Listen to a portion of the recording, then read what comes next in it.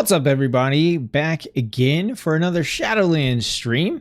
This time it's going to be mostly talking head here, so feel free to put this on in the background, play it podcast style, whatever you like. We're going to be focused mainly on the audio here today, taking a little break from the gameplay, but the gameplay is going to be back really soon.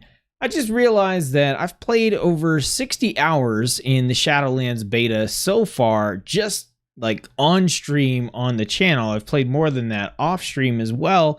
And throughout the process, you know, you guys who have been joining me in the stream chat and everything have had the opportunity to ask questions and get some insight into some different things.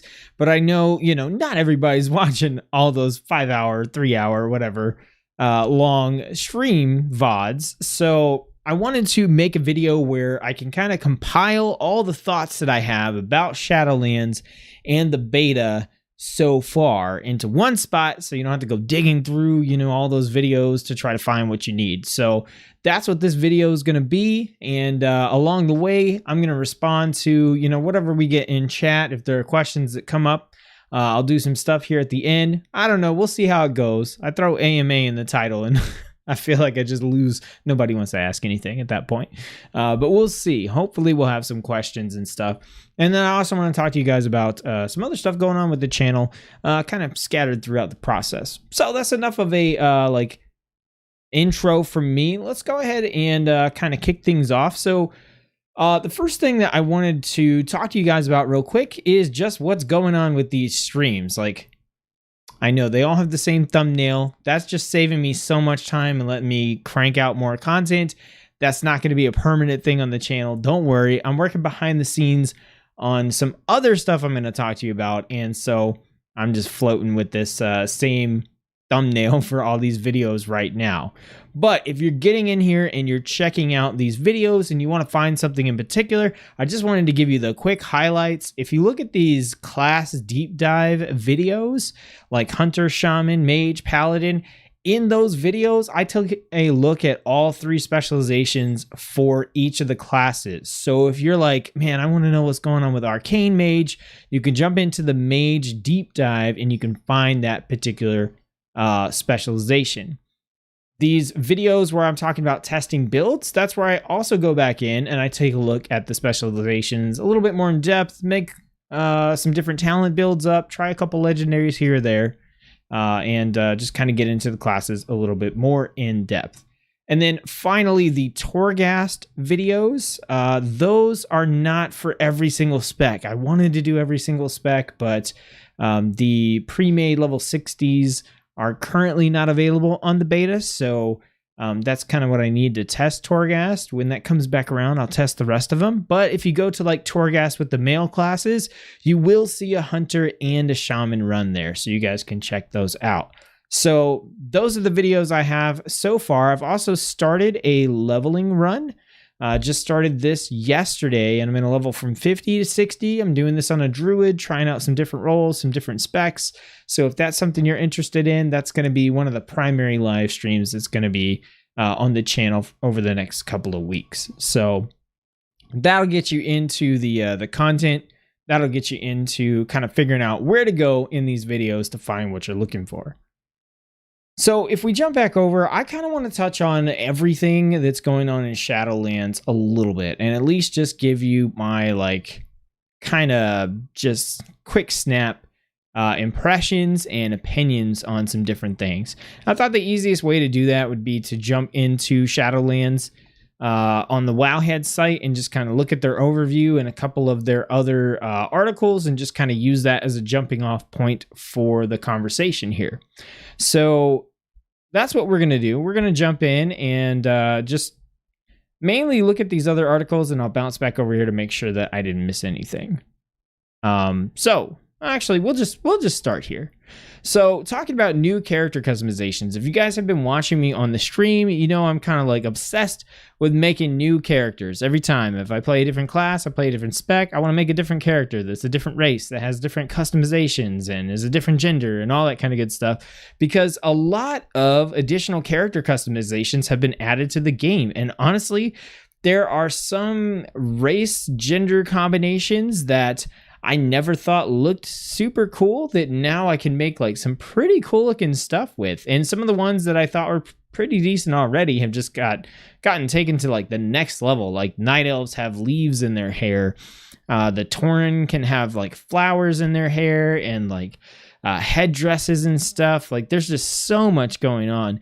The customization is honestly one of the most refreshing things that I've seen so far in Shadowlands. Like, and it doesn't matter if you're like making a new character, like a lot of your existing characters, you're going to be able to roll into the barbershop and just roll through a bunch of different customization options. And that's going to look, it's going to make your character like just look amazing. And I have found in some cases, like I'm kind of attached to some aspect of my character. And even though like for my Paladin, I think there are some cooler human hairstyles now. I just like the one he has is just so him that I don't want to change it. So I think you're going to run into that a little bit too. But there's just like, it's not even a matter of there being more options for the things we already had. There are just more options for things in general. So it's not just we got more hairstyles and we got more skin tones or whatever. It's like they added additional stuff, necklaces, bracers, tattoos, you know, the flowers, the leaves, like all kinds of stuff. So character customization, definitely like off the chain for Shadowlands right now.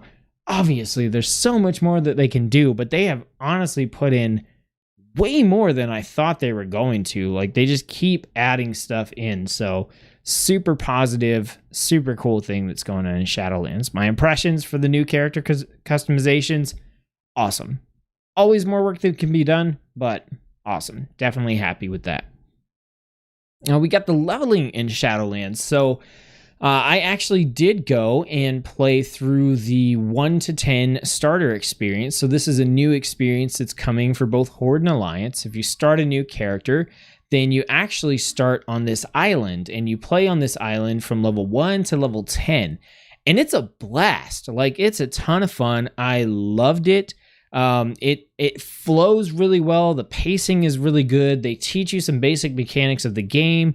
You go through and you've got quests going on. You unlock a couple of abilities. You get to do some pretty cool quests that aren't just like kill 5 boars, collect 3 cactuses, or, you know, whatever that may be.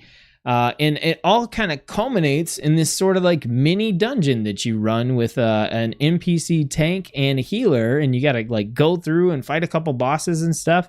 And it's just really awesome. It's a really good time. Playing through made me want to make alt characters, which is awesome. And I know I'm going to get to that, and then it's going to be the same stuff that we've done forever, you know, to get to level 50 when we can start Shadowlands. But still, that 1 to 10 experience made me like, it gave me back the itch to want to level some more alts. It's very cool. And I think if you've had friends that you've been trying to get into World of Warcraft and they just haven't like stuck with it for whatever reason, then this is going to be like the prime opportunity to get them into the game, because they're going to be able to go 1 to 10 with this new awesome starter experience that like has modern WoW game design in it, as well as modern WoW graphics. And then once they hit level 10, they're going to go straight into Battle for Azeroth, where once again, I think I just think that's such a good move, because it puts them into the most recent expansion content, you know, outside of Shadowlands, which means that they're going to have like the good graphics, really, which I think that'll do a lot for a lot of people, is just being able to roll into something that like you go from modern graphics to modern graphics, instead of like logging in and playing through Kata and then jumping back to expansions to Burning Crusade and stuff like that. Like it's, you know, I think it's just going to be a much better experience to go level 10, Battle for Azeroth. And then like when you come back around on another character, cool. You'll be able to, you know, check out a different expansion, have a different experience. I'm kind of jealous of the people that are going to get to do that, get to level, you know, 5 or 6 characters through entirely different content, you know, aside from the starting experience in Shadowlands. And I just think that's going to be super awesome. Now, the leveling squish is another thing entirely, but I still have had a very positive experience with it. So you know, if you're not up to speed, what's happening is we're getting a level squish so that when you are max level in Shadowlands, you're going to be level 60. So the levels are effectively getting cut in half. Now, your level 120 characters are going to drop down to level 50, and then you're going to level from 50 to 60 in Shadowlands. They do have a chart on Wowhead somewhere where they'll tell you what level your characters are going to be with the level squish. So obviously, if you're 120, you're going to go down to 50. But what if you're level 57 right now? What level are you going to be?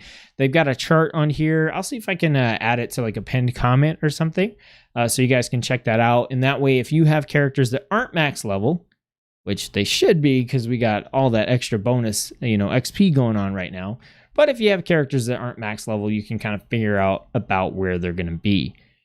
Now, a lot of times when Blizzard does a stat squish or anything, well, it's mostly just been stat squishes in the past. There have been like some pretty huge issues with numbers and tuning and stuff like that.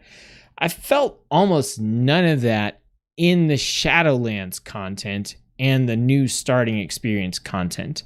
Now, I haven't done anything with the older expansions. Well, I did a little bit of like open world stuff in BFA, and that felt fine at level 50. But I haven't gone to like Burning Crusade. I haven't done like a legacy raid or anything like that to see if stuff is off. I imagine it is. It almost always is every time they did a stat squish and they had to take time to figure it out.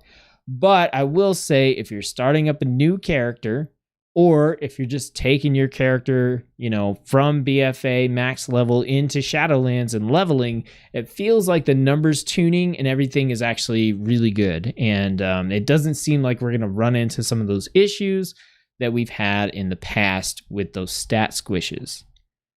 Now, we kind of already talked about the new leveling system with 1 to 10 and 10 to 50 and all that kind of good stuff. So I think we're good there. The other big leveling thing here is that heirlooms are getting massively changed, and heirlooms are no longer going to have an experience bonus attached to them. And this is going to kill my most popular video on my channel, which is the heirlooms guide, because I don't honestly think most people are going to want heirlooms after this change goes live. And I'm not sure if we're going to see them. They have talked a little bit about some of the bonuses that they want to replace the experience bonus with heirlooms for in Shadowlands. So like they're taking the XP bonus away, and it looks like what they're wanting to add in is some sort of set bonus. And like what they have right now, I don't think is going to be the end result because it's not that exciting. Some people, myself included, kind of take issue with what the replacement is going to be. I don't know. Heirlooms are still in flux, and I would say, like, out of all this leveling stuff, that's the one thing that right now I would probably flag as like a negative and the potential to just stay negative. But we'll see. The big news is no XP bonus on heirlooms coming up. Andy and William, thanks for tuning into the stream. Appreciate it. Having a crap day. Glad to have a stream to watch. Awesome. That's kind of what I was hoping for. With the audio focus, I hope you guys can throw this on the back, while you're doing some World Quest or whatever you're doing as well. Taliesin said he liked the new leveling process, except in Chromie time, there's no ending like it is in the new leveling zone. So like Wrath, you never actually fight Arthas. How do you feel about it? I don't know. I'd have to take a look at that and process it a little bit more. I personally haven't gone back yet. That's a piece of testing that I want to do. In the future, I'm going to log in with a character that's not max level that I've copied over, and I want to log in, or I want to take the new character that just hit level 10 and kind of roll them in and see if how that flow into BFA and stuff is going to go. So I need to do some additional testing there. But I guess it's kind of like you're building up. Yeah, if you're building up and you never fight Arthas because you don't go and do the actual raid, I don't know. I think that would be kind of weird. I mean, you could always go back and do it as legacy content. But the other thing that I am wanting to see with leveling in the expansion is can you actually level from 10 to 50 in one expansion. And how far does that get you? Like this says leveling through an entire expansion storyline will get you pretty close to level 50. However, you are able to return and change which expansion you will be leveling on at any time if you need a change of pace. Now, my question is that the main storyline? Like if you only do main storyline quests, that's going to get you from 10 to 50? Or is it doing the main story plus all the like side quests in the hub and stuff?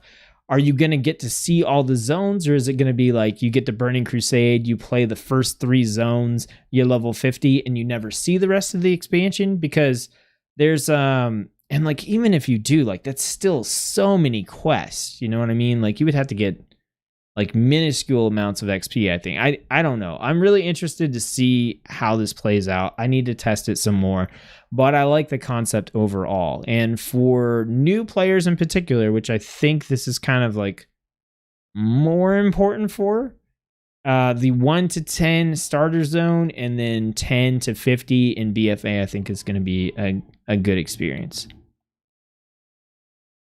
Sean says, I level my alts, but someone got me back into Borderlands 3. Well, it wasn't me.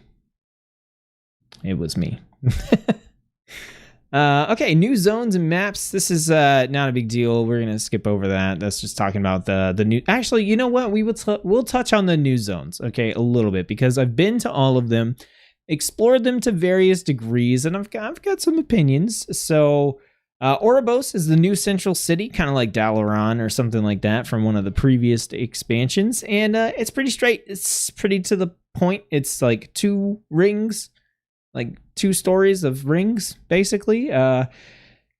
It's nice. It's kind of big. The only kind of like inconvenient thing that I think I've kind of felt is when you portal up to the 2nd floor and you don't take the right portal, so the portal you want to take to a different zone is like on the opposite side of the ring from you, but that's not that big of a deal.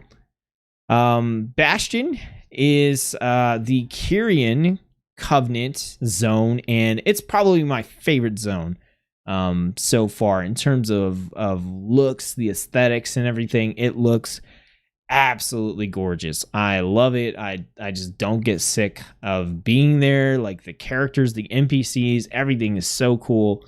I really like it. Maldraxxus, I haven't explored as much, but Maldraxxus is the Necrolord zone. I've been out there a little bit. I honestly think that the Maldraxxus NPCs might be my favorite out of all the zones. Like I really love the ones in Bastions, but the Maldraxxus, like undead guys out there, just remind me of like Darksiders characters and stuff, and I love their aesthetic. It's super cool. The landscape, on the other hand, I'll keep Bastion as my favorite on that one. Maldraxxus is very green, very Plaguelandsy, but I haven't explored that one too much. It's probably the least explored zone that I've been in so far, and that's because you can do a lot of testing just by landing at the first flight path, running out, and killing some enemies. You don't have to go very far. Ardenweld has probably the coolest skybox out of all 4 of the zones. This is the Night Fae sort of druidy forest zone, and man, the Nightbox is awesome. Like there are stars everywhere, but the stars are like the canopy underneath the trees. And man, it just looks so cool. Like when you're down on the ground, like not really looking up, it's not a bad looking zone, but it loses some of that like awe factor. But as soon as you look up or glance up, or you can kind of see off into the distance and you see that skybox and those stars and the trees and stuff, it just like goes next level. And it's really awesome. Rivendreth, I think, has some of the coolest architecture. Bastion has a lot of cool architecture too, but Rivendreth is the Vinthier leveling zone, and it's the one that's like gothic, vampire, Castlevania, all that kind of stuff. Is very, very red and brown and purple, and those colors are all across the zone, but it has some sick looking spires and gates and elevators and blood stuff going on everywhere. Super cool. I'm like pretty happy with all those zones across the board. Like they're awesome. The Maw is the the in-game zone for Shadowlands, and it also has a really cool aesthetic. It uses a lot of browns, oranges, blues, kind of in there. If you've seen the picture of, the Ice Crown Citadel that like the sky is shattered above and stuff, it has like that color palette kind of all throughout. The NPCs there are pretty cool. They're pretty spiky. They got lots of pretty mean looking like maces and stuff going on. There are these crazy like bone dog things out there. Like it's a pretty cool place to be. I think that if you're out there for a super long time, the aesthetic can probably wear on you. But the whole intention with the Maw is that you can't actually be out there more than, an hour or two or so at a time if you're actively doing stuff because of the mechanics of the Maw.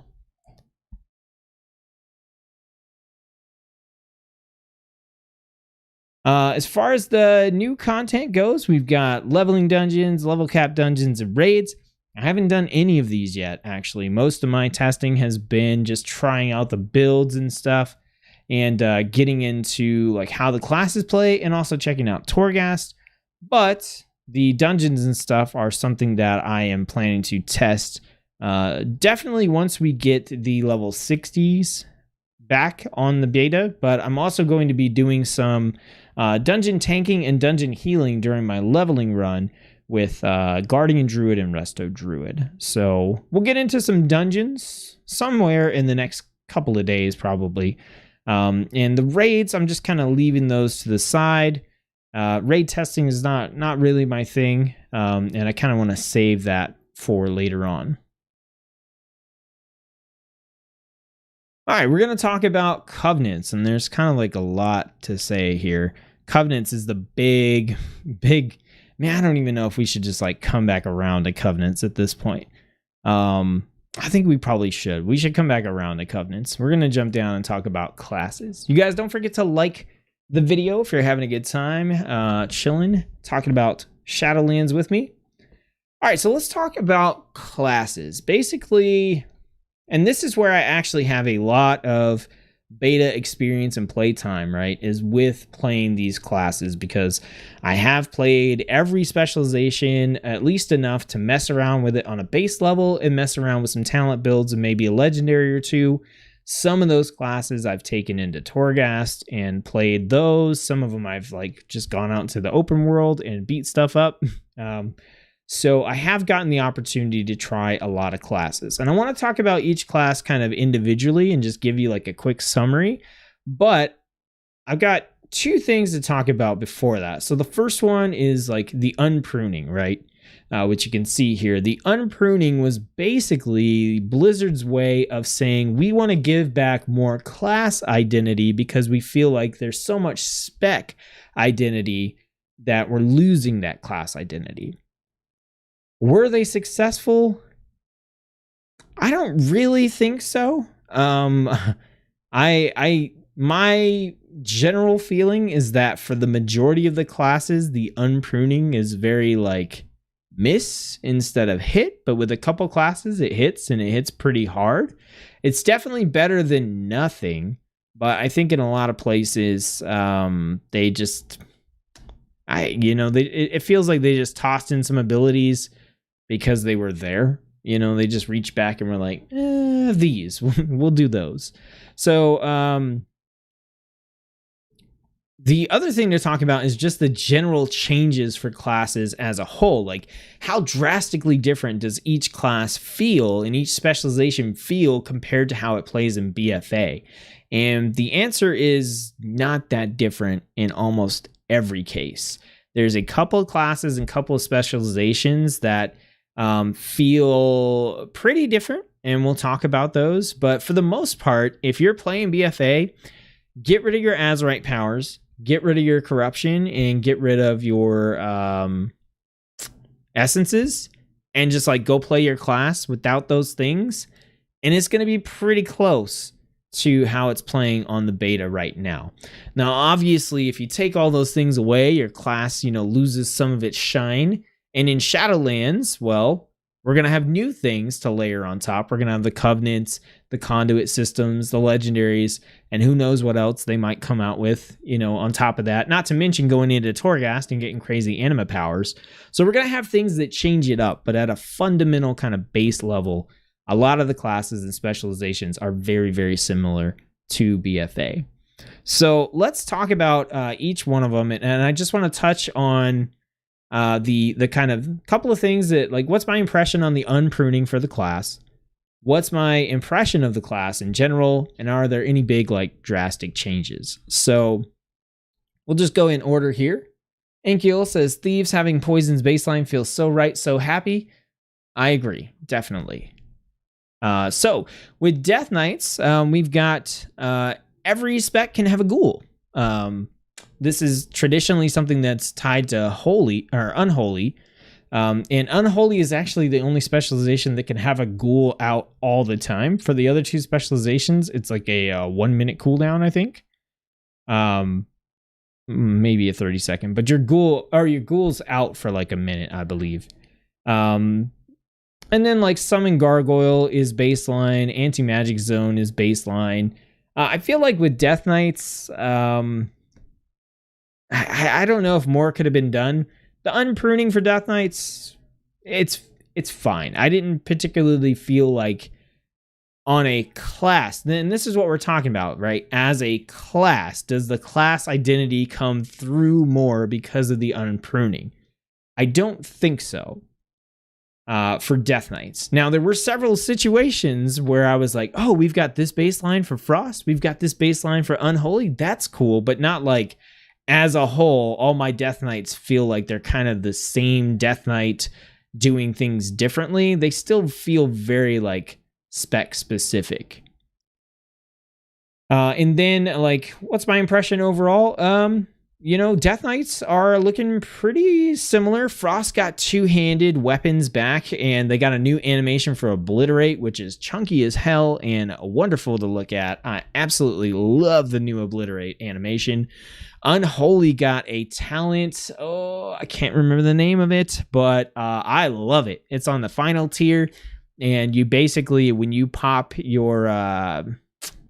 I'm not going to remember names for this, you guys, so just roll with it with me. When you pop your ability to transform your ghoul into like the big hulking ghoul, it actually puts a fire chain between you and the ghoul, and then you just do massive damage to anything that you're touching with that fire chain. So like you've got your ghoul attacking, and it's kind of fun to like run in circles and like position yourself and just get that fire chain on everything. So that's pretty cool. Blood is just like blood. I got some things baseline. Still feeling pretty good, right? And I'll go ahead and say that, like, none of the classes and specializations at a baseline level feel super bad. Like, they can't be played. There's some that feel more exciting to me on a personal level, and some that I think still have some issues that need to be worked out, like, not on a personal level. They just have some issues. But overall, like if you're having fun playing your specialization, if it's not one of the ones that got major changes, you're probably going to still enjoy playing it. So Druids. So I actually don't know that the unpruning made a big difference for Druids kind of feeling more like a class, but they got a new talent called Heart of the Wild. I believe it's new. Which basically pumps your affinity spells and stuff for, I think it's like a minute or 45 seconds or something like that. But what this means is if you're playing a Guardian Druid and you're spec'd into the Feral affinity in your talents, you can take the Heart of the Wild talent, and when you hit Heart of the Wild, you get like actual like cat level abilities and stuff during that window. And for me, this kind of brings the Druid stuff back together and makes it feel like you can kind of play your primary spec and a sort of like off spec. So let's say you're a Feral Druid and you're taking the Guardian affinity, then you could pick up Heart of the Wild, and if your tank goes down, you could pop Heart of the Wild, switch over to Bear, and actually do a decent job off tanking, maybe long enough for your tank to get back up or to like finish the the group that you've pulled. And I think that Obviously it's a talent choice, but to me that kind of filled that niche of like, I feel like druids should be adaptable and be able to fill multiple different types of roles kind of on the fly. Obviously not as well as someone dedicated to that role, but at least like kind of decent. And with Heart of the Wild, you're not getting that across all the specializations. It's not like you could be a Moonkin and be great at tanking and great at feral and great at healing, but you can go, you know what? I want to be a Moonkin, but I also want to be able to throw out some mean heals if I need to like back up the healer or, you know, whatever. And you can do that through these talent combos. And that's pretty cool. So that's kind of what I think of the unpruning. As far as druids as a whole, I'm not personally very excited for druids, not because they're not playing bad, just because I have played a lot of druid, and for the most part, druid is feeling kind of the same. You've got guardian just being guardian. Feral is in kind of the same spot. They got a new talent called Blood Talons, which is kind of interesting. You kind of use 3 different combo point generator abilities within 5 seconds of each other, and then you get a buff to your next like rip or ferocious bite, which is pretty cool. You can do like a weird build. I was doing it. If you want to see that build, just check out the leveling stream that's up on the channel, because I start out with Feral doing that Blood Talons build. Resto got old school Swiftmin, which I like a lot, which is just where if you have a hot up and you hit Swiftmin, it consumes the hot and does a big burst of healing. I like that quite a bit. I'm a big fan of like that older school Swiftmin. Balance is the specialization that honestly got quite a few changes, and the balance that you play on beta now is not the balance that you're playing in BFA. So if you are a boomkin, a moonkin, a laser chicken, there are definitely some changes that are coming your way. And I do play some of the balanced druid on that leveling stream as well, if you want to check that out. But I think I also play it in the Torghast run too. But basically what you're doing with that is you are building into these different eclipses. If you cast 2 Wrath, you go into a lunar eclipse, and then your Starfire is, pumped up. If you cast 2 Starfires, then you go into a solar eclipse, and your Wrath is pumped up. Along the way, you're generating this astral power that you're spending on Star Surge or Starfall. And like, it's weird. It's like every time I play it, I kind of feel like I don't like this, but then there are these moments where I just hit this rhythm and everything feels kind of good, and I'm like, you know what, this ain't so bad. It's not so bad. And I feel like the problem that I'm having with Balanced Druid personally is that with the new Eclipse system, I feel like there's like a disconnect with the talents. Maybe the talents need to shake up. We need some talents changed or some new things introduced, because it kind of feels like most of their talents just sort of like add other things that you can do, but they don't let you kind of like niche down into a particular aspect of like the new Eclipse system. And I think that would be kind of cool. So that's kind of where I'm at with Druids.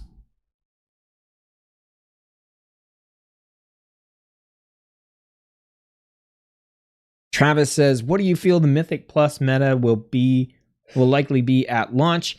I honestly have no idea at this point. I'll need to run dungeons. We still got time for Blizzard to make changes.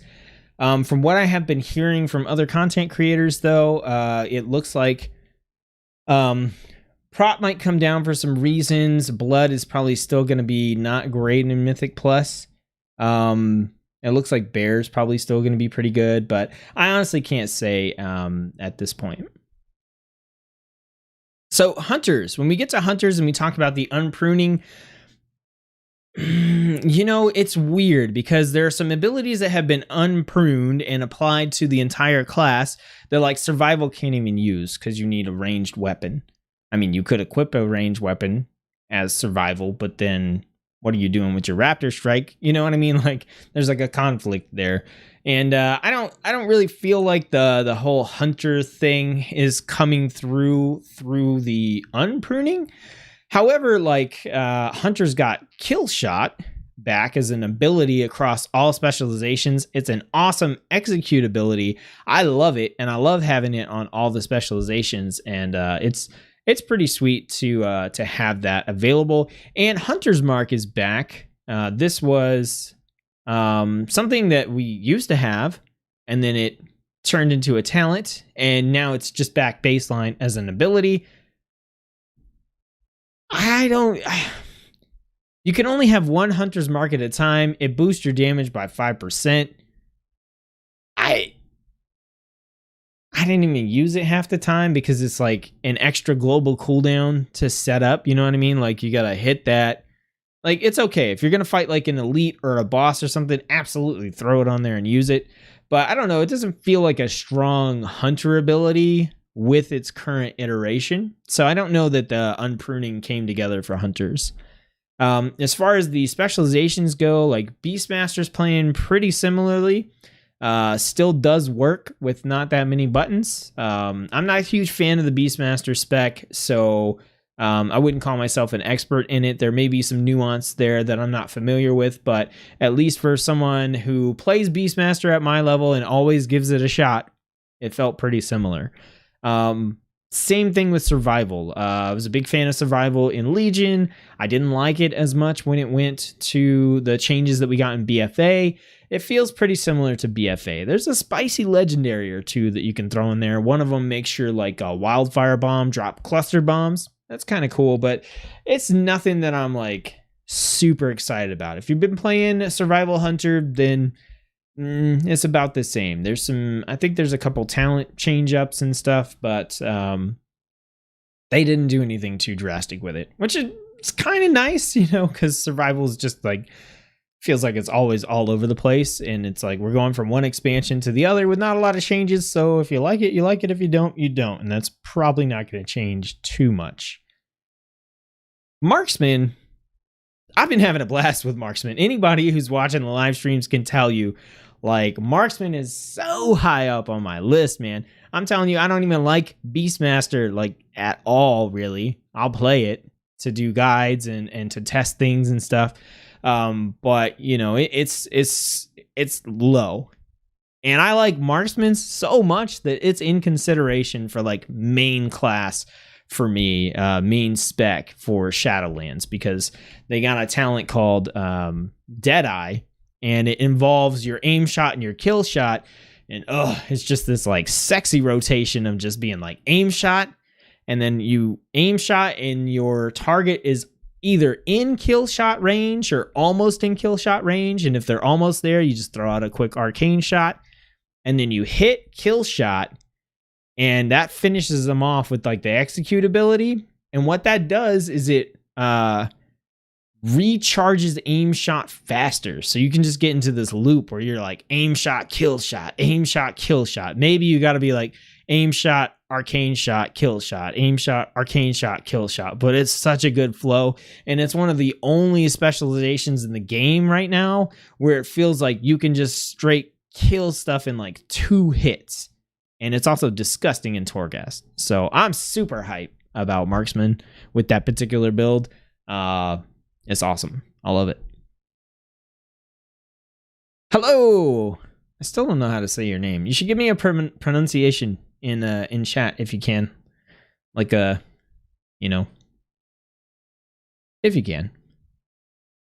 Moving on to mages. So mages are one of the classes that I feel like actually got a pretty decent unpruning. So Frostbolt, Fire Blast, Arcane Explosion are once again available to all specializations. So this means that one of the core spells for each of the specializations is now baseline for all specializations. And I think this, more than anything, like this, I think this is the one that to me feels the most like a proper unpruning. If the goal is to give back more class identity compared to specialization identity, because not only are these abilities from each specializations, they are notable spells in those specializations, and they are useful for the other specializations. So let's take a look at these. We got Frostbolt, right? Frostbolt is just good across the board. If you're leveling, this is a great opener just to like get that chill onto something, give you those extra seconds before, you know, something is going to be able to get to you. Or maybe you're in a situation where something's like right up next to you and, you know, you can hit them with the Frost Nova and then back off and throw some Frost Bolts to kind of save yourself some time. Really useful. I think people who are leveling especially, you know, that's going to be useful, especially at earlier levels, to have Frostbolt across the board. Fire Blast is an instant cast ability that does a pretty decent chunk of damage. It actually does a really solid amount. And there are a lot of times playing on Mage where you almost kill something. You almost kill it. It's almost dead. And you're like, if I could just, I got to cast a whole nother fireball, a whole nother frostbolt, you know, whatever the case may be. Well, now you could just boop, fire blast. And it pretty much acts kind of like an execute ability. It's not one at all, but you usually have like just a sliver of health left when you're playing as a mage. Maybe you don't quite have the crit you need for fire, you know, whatever the case may be. So your damage isn't quite there, but you get them real close and then you can fire blast. Super useful. Arcane Explosion. Oh my goodness. Just an easy to push AoE ability that you can use across all specializations. Is it super good in leveling in max level content? I don't know. I don't think so. It might be, but it's great for legacy content. I'm telling you, man, if you're running anything or just spamming, right? Like, I feel this so much on Fire Mage. If I go party up with someone and we're running an old dungeon or something, I got nothing. I can like Dragon's Roar. I'm not like ramping up, you know, my hot streak to cast like a Flame Strike on some, you know, level 60s or whatever. So just being able to run up an Arcane Explosion, that's going to be super great. So I just feel like these are iconic abilities from each of the specializations, and they're useful, you know, to people at max level in some capacity. Are you going to use them in raids? Like, are you going to use Frostbolt in a raid if you're not fire? I don't know. Probably not. But you might use it out in the open world. You might use it in PvP or something. Who knows? And I think that's just the reason why Mage feels like the unpruning worked. As far as the specializations go, they're mostly feeling the same. A lot of the builds that you can make now, you can still make. I know a bunch of changes came in for Arcane, or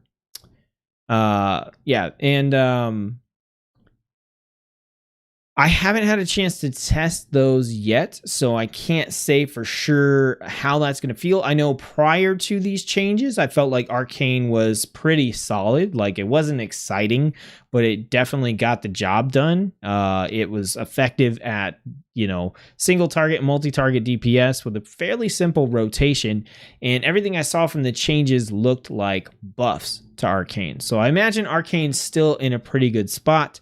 I'll need to test that out and see. Moving on to monks. I'm trying to remember what the unpruning stuff for monks was, and I think some of the stuff that we got isn't necessarily like. There's a couple of things that are in there. So, first off, monks got Touch of Death back in the old school style, where if the target has less health than you do, you just straight up kill it. If it's a boss or something like that, then it does like a percentage of damage or whatever. It has to be like a really strong enemy for it not to kill it. But we're talking like, if it's a rare spawn and it has less health than you, boom, dead. Regular enemy, boom, dead. And for each one of the specializations, whenever you use Touch of Death and it kills something, you get a bonus. So I think like the Mistweavers generate like the healing orbs. The Windwalkers generate chi orbs. I think the Brewmasters, they cleanse some of their stagger or something like that. Don't quote me on that, but it has to do with stagger. So if you get that Touch of Death off successfully, then you get that nice bonus as well. So that's cool. You got Touch of Death across the board. No matter what kind of monk you play, you can instant kill stuff, and that's cool. And then each of the monks has a celestial tied to them, right? So Brewmaster has the ox. Mistweaver has the crane or the dragon, I believe the dragon. Yeah. And Windwalker has the Tiger. And those are talents that you can pick up. In Shadowlands, those are all baseline for each specialization. So it's not like, they're available across all specializations, but each specialization got a Celestial. So that's kind of another core part of being a monk, is that you can summon a Celestial. And that's pretty cool. I love those abilities. It's super cool to summon like a lightning tiger, you know what I mean? Like, that's just awesome. And now you got a baseline, which is pretty sweet. And also, I'm trying to remember what the exact ability is, but I know a couple of abilities went baseline that were kind of in the Windwalker Monk kit, and they're now available to Brewmaster. So you have a couple extra buttons to push on Brewmaster. I think they don't drastically change up what you're doing, but it's just nice to have a few other ones in there.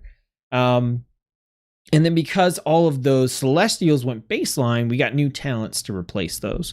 So for the unpruning for monks, like, I don't necessarily feel like, I don't look at it and I'm like, oh yeah, definitely, like the class is making sense, but they all got the Touch of Death, they all got the Celestial, and I feel like that kind of brings them together as a class a little bit more. Not as much as Mage, but better than some of the other ones we talked about.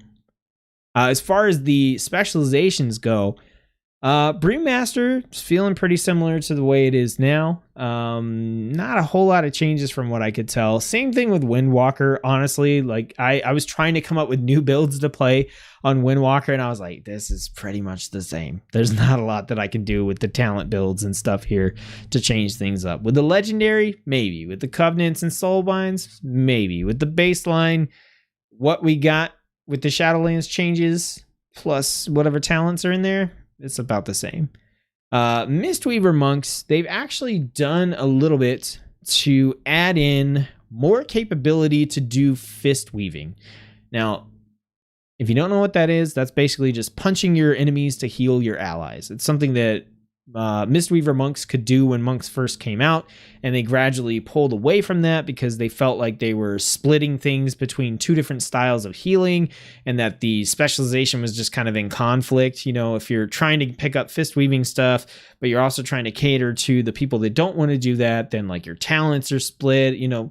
And so they eventually kind of pulled it back, and they're putting it back in a couple of different places, like the Celestial replacement for the Jade Serpent is now like Chi-Ji the Red Crane, and it gives you this window where it pumps your damage, and also your damage heals people around you during that window, which is kind of cool. And there's also a legendary they threw in there that just makes it so your baseline damage dealing abilities just heal people around you by default, which is pretty sick. If you want to check that out, look at the Torghast with Leather classes video on the channel and go find the Mistweaver Monk. That run was sick. I'm so hyped about this like fist weaving build. I feel like you definitely have to have the legendary to make it work. But if you get it, oh, it's looking so good. I'm so pumped. It's like way up there on the list for me too. And I'm not like, I like Windwalker, I like Brewmaster, but I'm not super excited about them because nothing's really changed, like I said, on like a grand scale. But Mistweaver in Torghast, like with that legendary and stuff, was so fun. Oh man, you just like, whew, you could build up to where you had like 4 blackout kicks ready to go, and you just hit blackout kick and you would just leg sweep and just kill like 6 things. I was like, oh, and heal yourself the whole time. It's good stuff. Super pumped about Mistweaver Monk. Don't care at all about the other style of healing, so I can't really comment on that. I kind of tried to make that very clear. Like, I'm really looking into Mistweaver Monk specifically for fist weaving because I always liked it and was very sad when they took it away.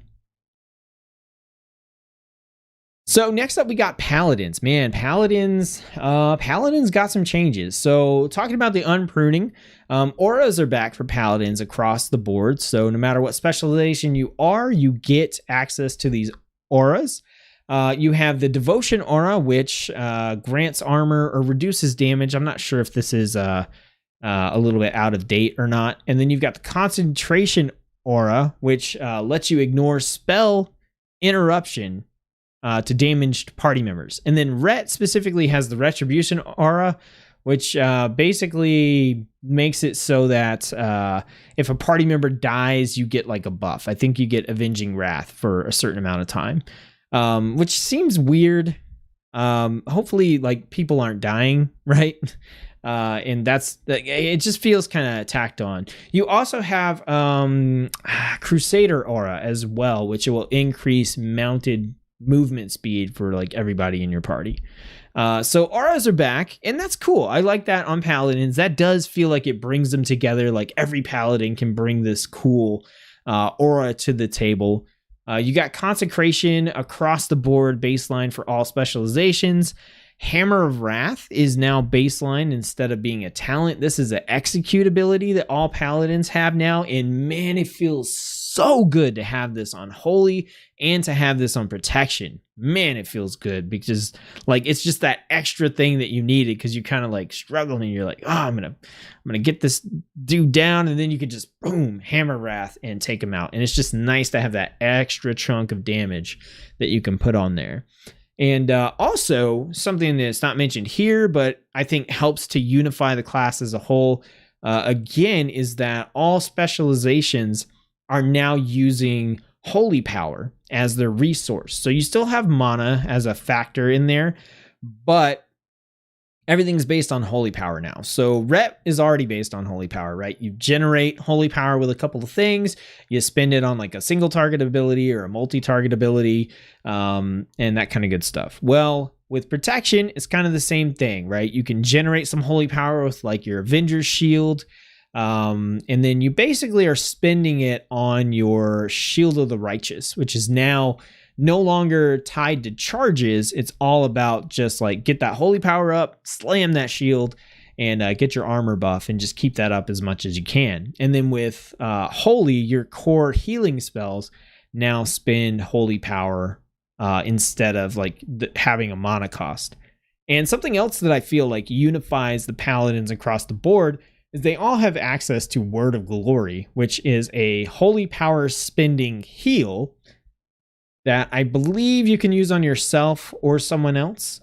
But that's just nice to have across the board. It doesn't matter what specialization you're playing, you have this heal that you can spend Holy Power on. And what I found is that's really good for keeping you alive in fights, but also if you have some Holy Power in between enemies, you can kind of like throw out that heal and use up the Holy Power before it fades away, and then get right back into the cycle on the next creature, which is pretty cool. As far as the specializations go, I honestly feel like Prot Paladin is feeling really good with the Holy Power changes. I didn't think I would like it, but I actually do. They still maintain the ability to have that heal where the more damage you've taken, the more it heals you, but that's baked into like Word of Glory now. So that specific heal is gone. It's all in Word of Glory, which is nice because that's really like repeatable. I don't think there's I can't remember if there's a cooldown on it. You got to build back up the Holy Power, but you know.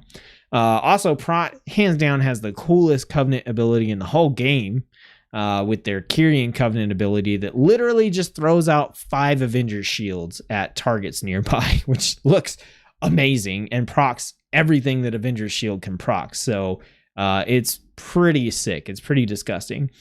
Ret, man, I got on Ret for the first time and I was like, what is going on? There's so many buttons that I can push. They've got Wake of Ashes as a baseline ability now, which is amazing because I love that ability. So you've got that in there. You've got your Hammer of Wrath. You've got all your usual abilities. There's just so many buttons to push now on Ret. It's actually a little bit insane because I'm used to being like, okay, I push these 2 buttons. You know, I'm like Judgment, whatever the blade ability is, you know, and then I'm casting my like Templar's Verdict or whatever it's called, or my little spinny hammers. You know what I mean? Like there's like 4 abilities that I'm using. And now it's like, no, there's like 7 or 8 that you're using. And that's before you even get to talent abilities. And that just feels really good. It feels like you can do a lot of things as Ret. There's a lot more going on. And then Holy's feeling pretty good too. I personally, when it comes to like healing on Paladin, I really like the melee healing stuff, just like I do on Monk. And like that build is mainly what I look at, and that's still like super viable. and looking pretty good. The holy power on that feels good. Having Hammer of Wrath on a healing spec as a execute ability is dope. So yeah, all around feels really good. Consecration baseline for all specializations is also nice because you can just go holy, throw down your consecration. You got that little extra kind of damage going on too. It's pretty nice. Sunny, hey, what's up? It's been a while. Good to see you. Just popped in to say hi. Not been playing much lately. Have 8 of the classes to 120 and the rest are 100 plus. So getting there. Lore Master's probably at 85% at all zones. All right. Got into FF14 yesterday with the new patch and huge changes to the free trial. Liking it so far. Might even subscribe. All right. Glad to see you're making videos. Shadowlands is looking promising. I'll definitely be back then. See you, dude. All right, man. Well, I'll let you know in case you play this back. I've got guilds going, at least on the US side right now on the Proudmoore server. If you guys are interested in joining a guild for Shadowlands, then you're welcome to join. Just hit the Proudmoore server, hit up the guild finder. You can look for Tsetzuko Horde or Tsetzuko Alliance, and you can request to join, and there's no requirements, so I'll let you in. Maybe. But that guild, we're going to be focused mainly on just like practicing specializations, classes, trying weird talent builds. And then, once you feel comfortable with whatever you're doing, you can head off to a raiding guild or whatever that may be. Or you can stick around, and we're going to be focused a lot on Torghast progression, doing some Mythic Plus, and doing some legacy stuff for pets and mounts and transmogs and all that stuff. So pretty casual. If you're on the EU side, keep an ear out. I'm not making any promises, but I have some plans for EU. We'll see how it goes.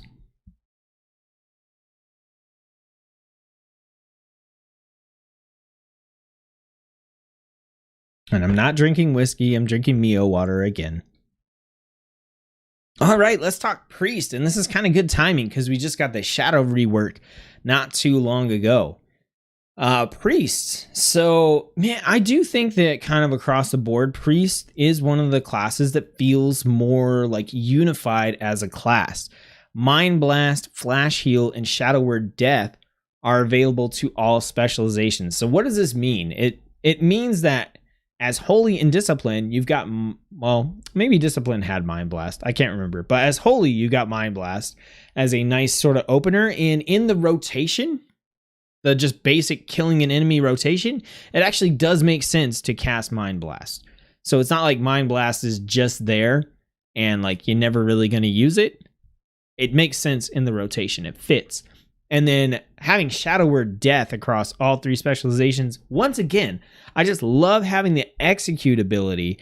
And on Holy, man, the Holy rotation is actually pretty sick for just killing stuff out in the open world. Feels really good. Tested that out in one of the testing videos. And man, you could just, like, you got your Holy Fire, you got Shadow Word Death, Shadow Word Pain, Mind Blast, Smite. You're just throwing stuff out. Feels pretty darn good. So Shadow Word Death across the board. Very, very nice. Flash Heal. Hey, Shadow's got a heal that doesn't kill them. Right? So that's nice to have there as well. So yeah, there's some other stuff going on there too, but I feel like Priest does kind of feel a little bit more unified, but I also feel like most of the specializations didn't lose the things that made them stand out. So like Discipline still has Penance as that really cool spell effect that they can throw off. They've still got the killer shields. Holy's still got the big heals and all the crazy, talents and stuff that go with that. And Shadow just got a rework. And we'll talk about that in a second. But looking at the specializations themselves, I actually did a Discipline run in Torghast. And man, I got shields that the enemy could just not break. They just couldn't take them down. I think my shields were like 50% of my max HP, which I gotten up to like 20k or something. So like by the time the enemy's trying to chunk through one shield, I could throw up another shield. Like it's pretty cool. Penance still hits hard as hell.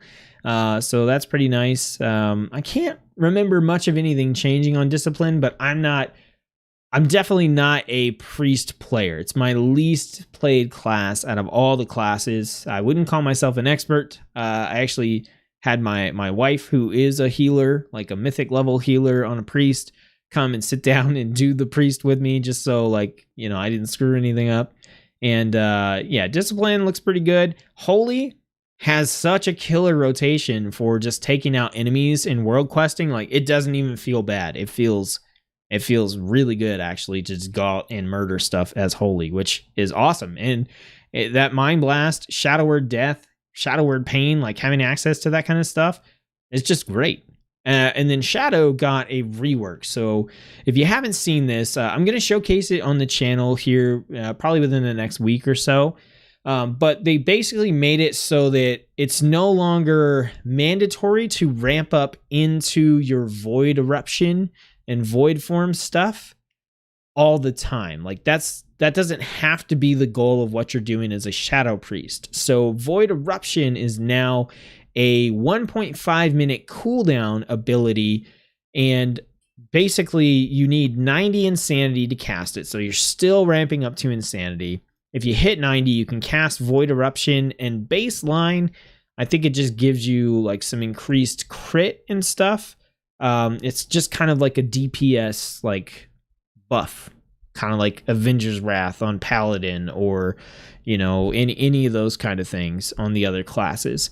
You can talent into it so that it works the way that it does on BFA right now, where basically it has no duration, because it does have a duration. I want to say it's 15 seconds by default, but you can talent in so that it has no duration, and your insanity starts decaying, and when it's all the way down, you leave void form, but you get additional spell damage for playing that way. So you can kind of do the old school version with some perks, or you can just say, nah, I'm just going to use it as a 1.5 minute cooldown where I can push out some more DPS and I'm good.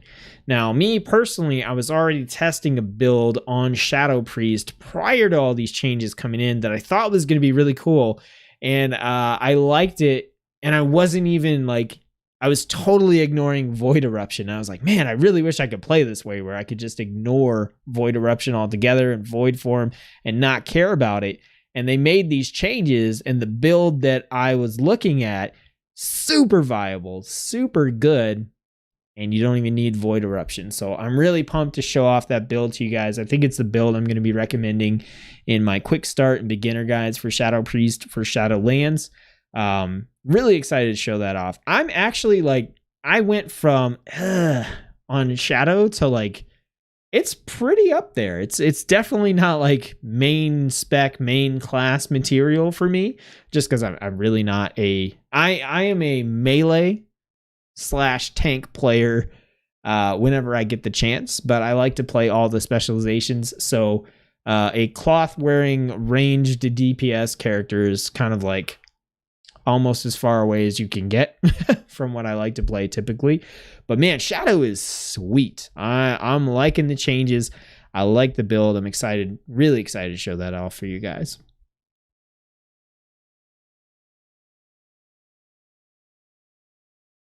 All right, moving into rogues, man. I'm gonna have a hard time talking about rogues, and this is a good opportunity for me, I think, to kind of like clear the air a little bit on rogue here. So first, let's talk about the unpruning. The main thing here is that poisons are back for all rogues, and I agree with Inkiel, where he said, you know, that feels right. It does. To me, it's weird. Like, rogues and poisons, they just go together, right? So it's really nice. Although, like 90% of the time, if you're just doing questing and stuff, you got deadly poison on. So it's not like it doesn't feel like there's a whole lot of choice in the like day-to-day you know, boring kind of solo world stuff. Kind of like the same with the rune inscriptions or whatever they're called for Death Knights. Currently it doesn't feel like there's a lot of choice there, and it's kind of the same with the poisons, but it's nice to have them back. And there are definitely situations where the other poisons come into play, especially in PvP. We got Shiv baseline again for all specializations. Now, what I want to clear the air with here is that I think on a personal level, I am very, very bored with Rogue. And it's not because I don't like Rogue. It's not because I don't enjoy Rogue. It's because I have actually played quite a bit of Rogue.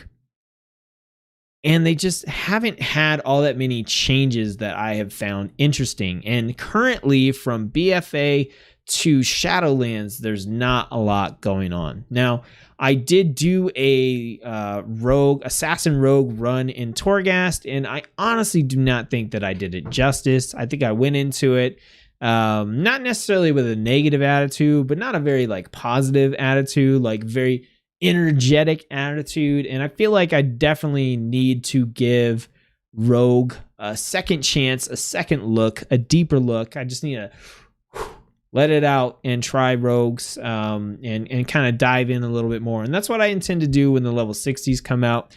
But based on my experience so far, rogues are playing pretty similar to how they are in BFA, with the caveat of, like I said, I think I'm bored with rogues, and so that does kind of influence, I guess, like how much I want to like get in and really test stuff out. And I'm making a point to mention this with rogue because they're on a whole different tier from like every other class for me. There are other classes where I'm just like, yeah, I'm probably not going to play that this much this expansion, but like for whatever reason, rogues are just, they're in their own category. And I did main a rogue in Warlords of Draenor, and I had a good time doing that. I was really excited about, you know, the dungeons in there and getting to actually use CC and like SAP and all that kind of good stuff at the time. But yeah, they're just in a different category.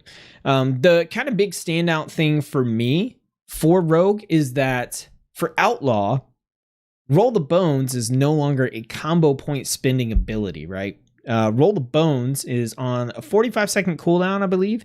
You just hit it. I think it costs some energy to do so, and it gives you whatever buffs you're going to get from rolling the bones, and then that's what you have until you can use Roll the Bones again. Now, you can, I think your combo point spending abilities, I want to say, reduce the cooldown of Roll the Bones, so you can actually do it more frequently than every 45 seconds. But it kind of takes that element of constantly trying to re-roll for the best Roll of Bones buffs, or having to worry about, okay, am I like doing a 1 point or a 4 point or 5 point or 3 point, or like what am I doing? It takes that out. And something that I really like about that is I feel like a lot of time on Outlaw Rogue, it was like when you started to fight, you spent one enemy getting everything going, right? Building up the combo points, casting Roll the Bones, getting a feel for what those buffs were, and then getting ready to set up. But that enemy was probably dead somewhere in there. And then you're finally getting to play with Roll the Bones, which is like what you need to do as Outlaw to not feel like a gimped specialization. Whereas now you could just roll in and hit Roll the Bones, and then you're just there. Like that first enemy, you're already rocking with Roll the Bones. And that feels pretty good. Cass, hey, how's it going? Thanks for tuning in. Appreciate it. You guys don't forget to like the video if you're enjoying hanging out and getting my my thoughts and stuff on Shadowlands here. But yeah, that's my thoughts on Rogue. Shaman. Man, Shaman's got a lot going on.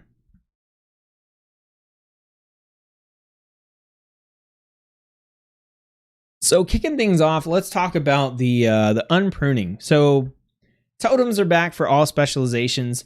This actually does feel pretty good. Having healing stream totem across the board is very nice. I think that's been one of the most impactful ones to have.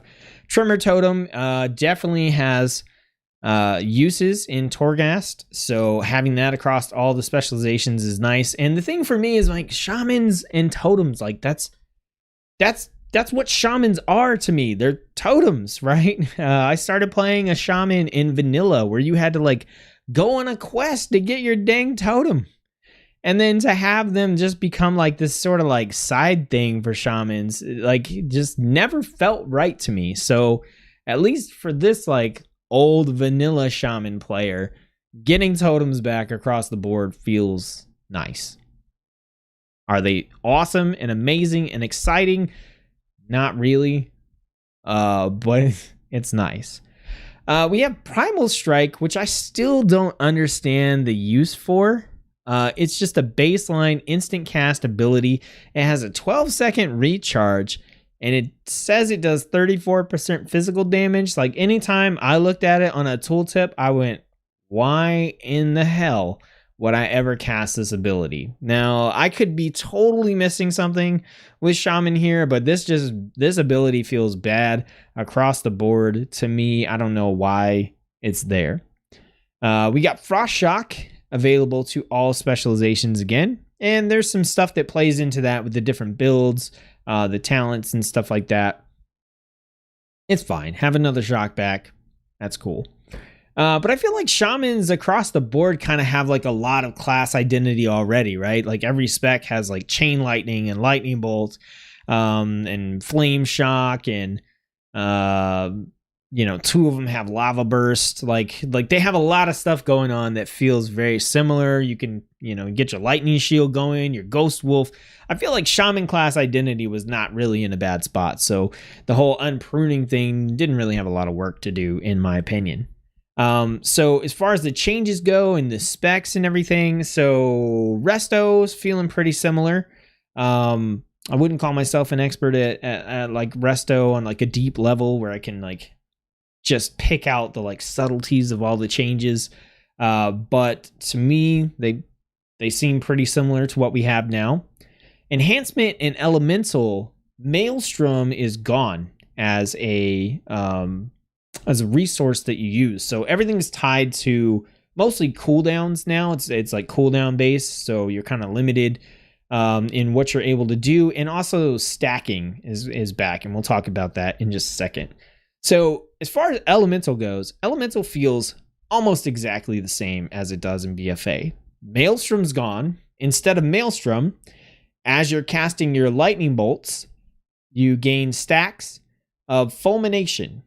And when you're at a certain number of stacks of fulmination, then when you cast Earth Shock, it'll consume those stacks. I think it'll consume up to 10. I want to say it's 10 or 5, but I think it's 10. It'll consume up to like 10 stacks, and the more stacks it consumes, the more damage it does.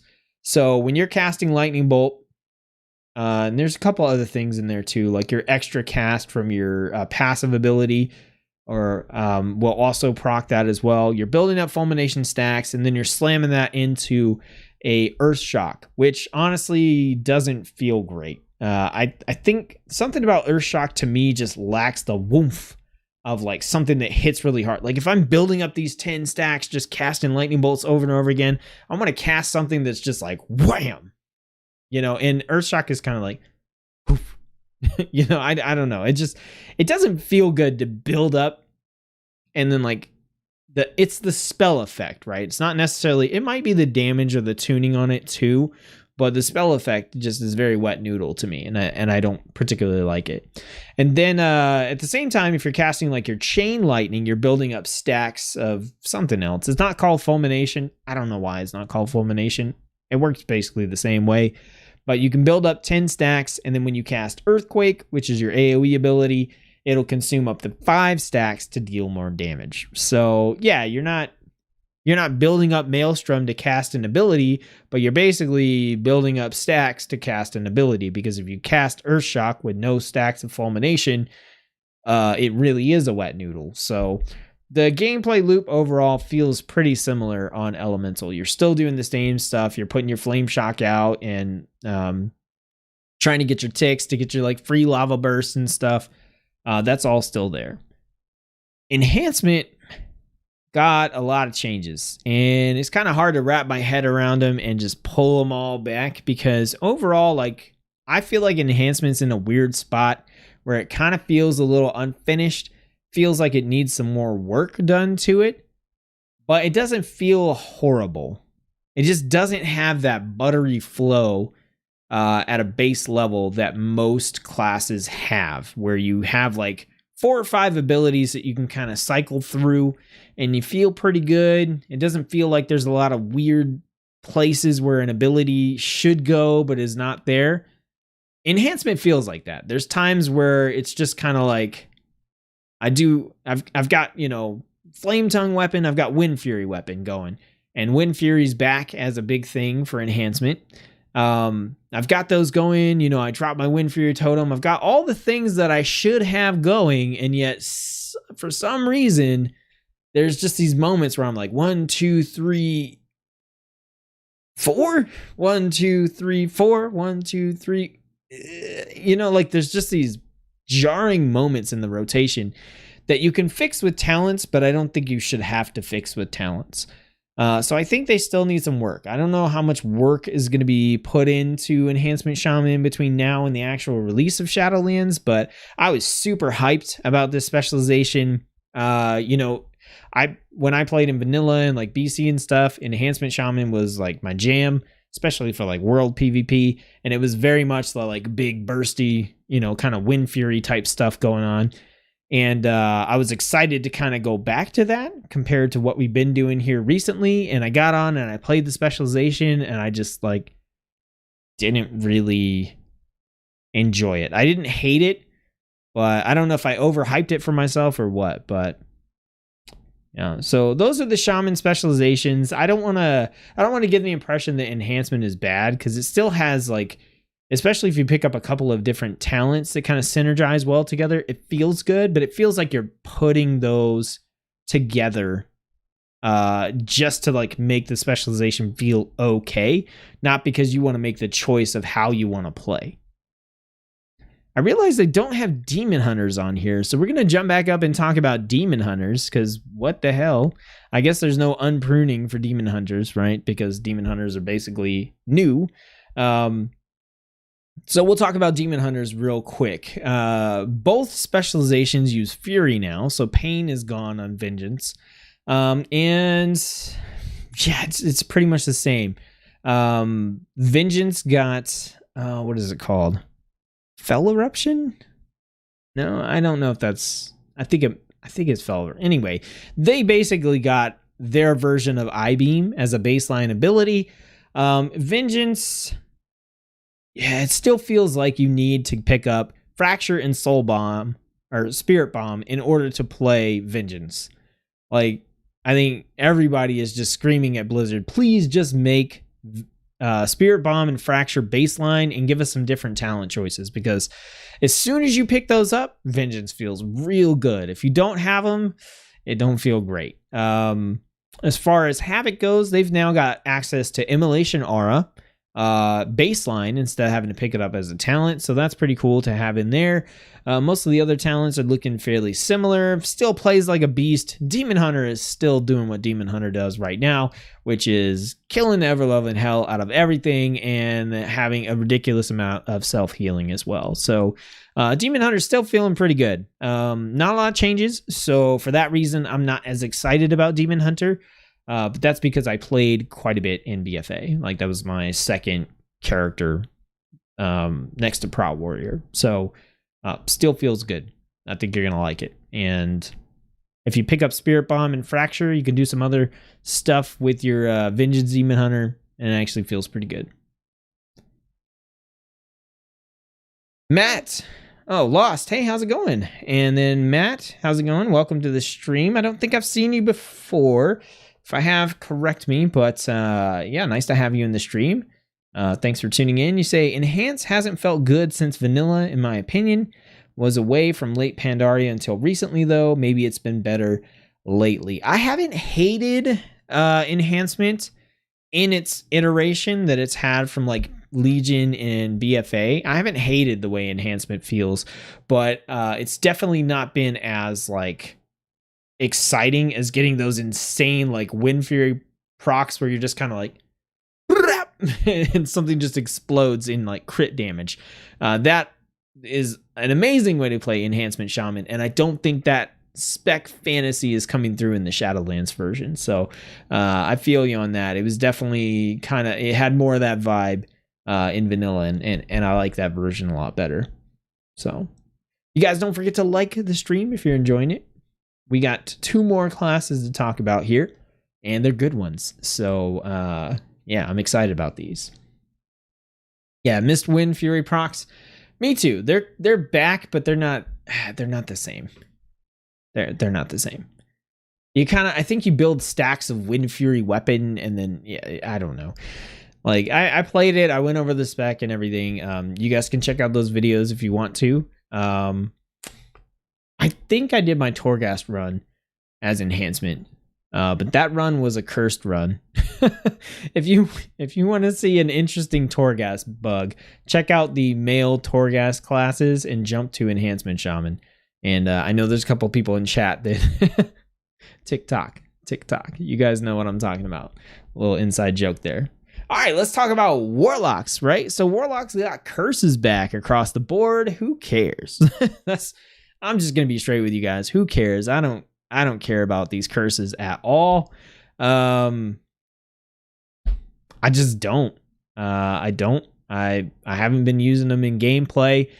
That doesn't mean that I'm playing the best or the correct way, but I haven't felt the need to use them.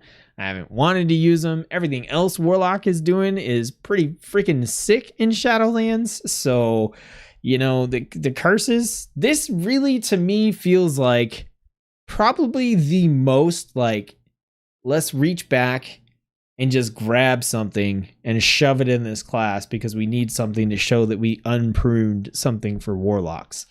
Yeah, I'm just not thrilled with curses. We got Ritual of Doom available across all specializations now. So this will sacrifice a random participant to summon Doomguard that you have to enslave. So this is the whole like big Doomguard summoning thing. So that's available. And then Demonic Circle is once again baseline for all specializations instead of a talent. Nothing crazy there. So let's talk about the specializations because this is where I think it gets a little bit spicy. Destruction. Basically the same.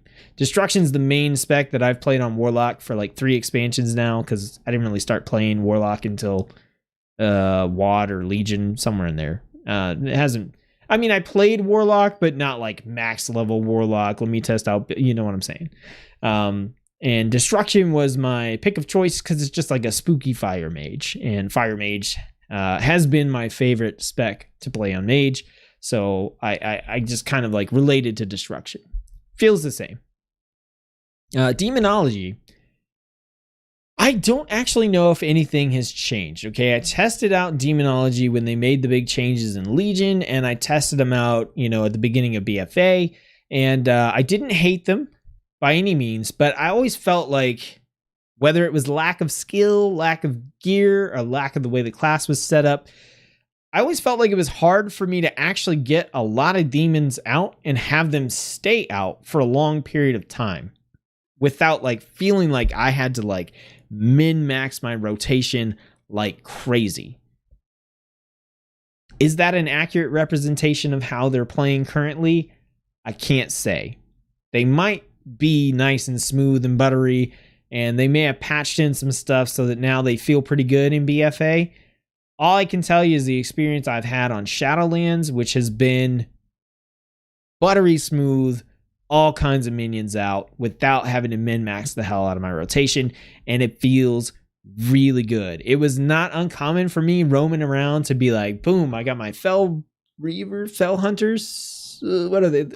I got my Red Dogs out, and I got my little imp crew around, and there's like 6 or 8 imps plus my dogs.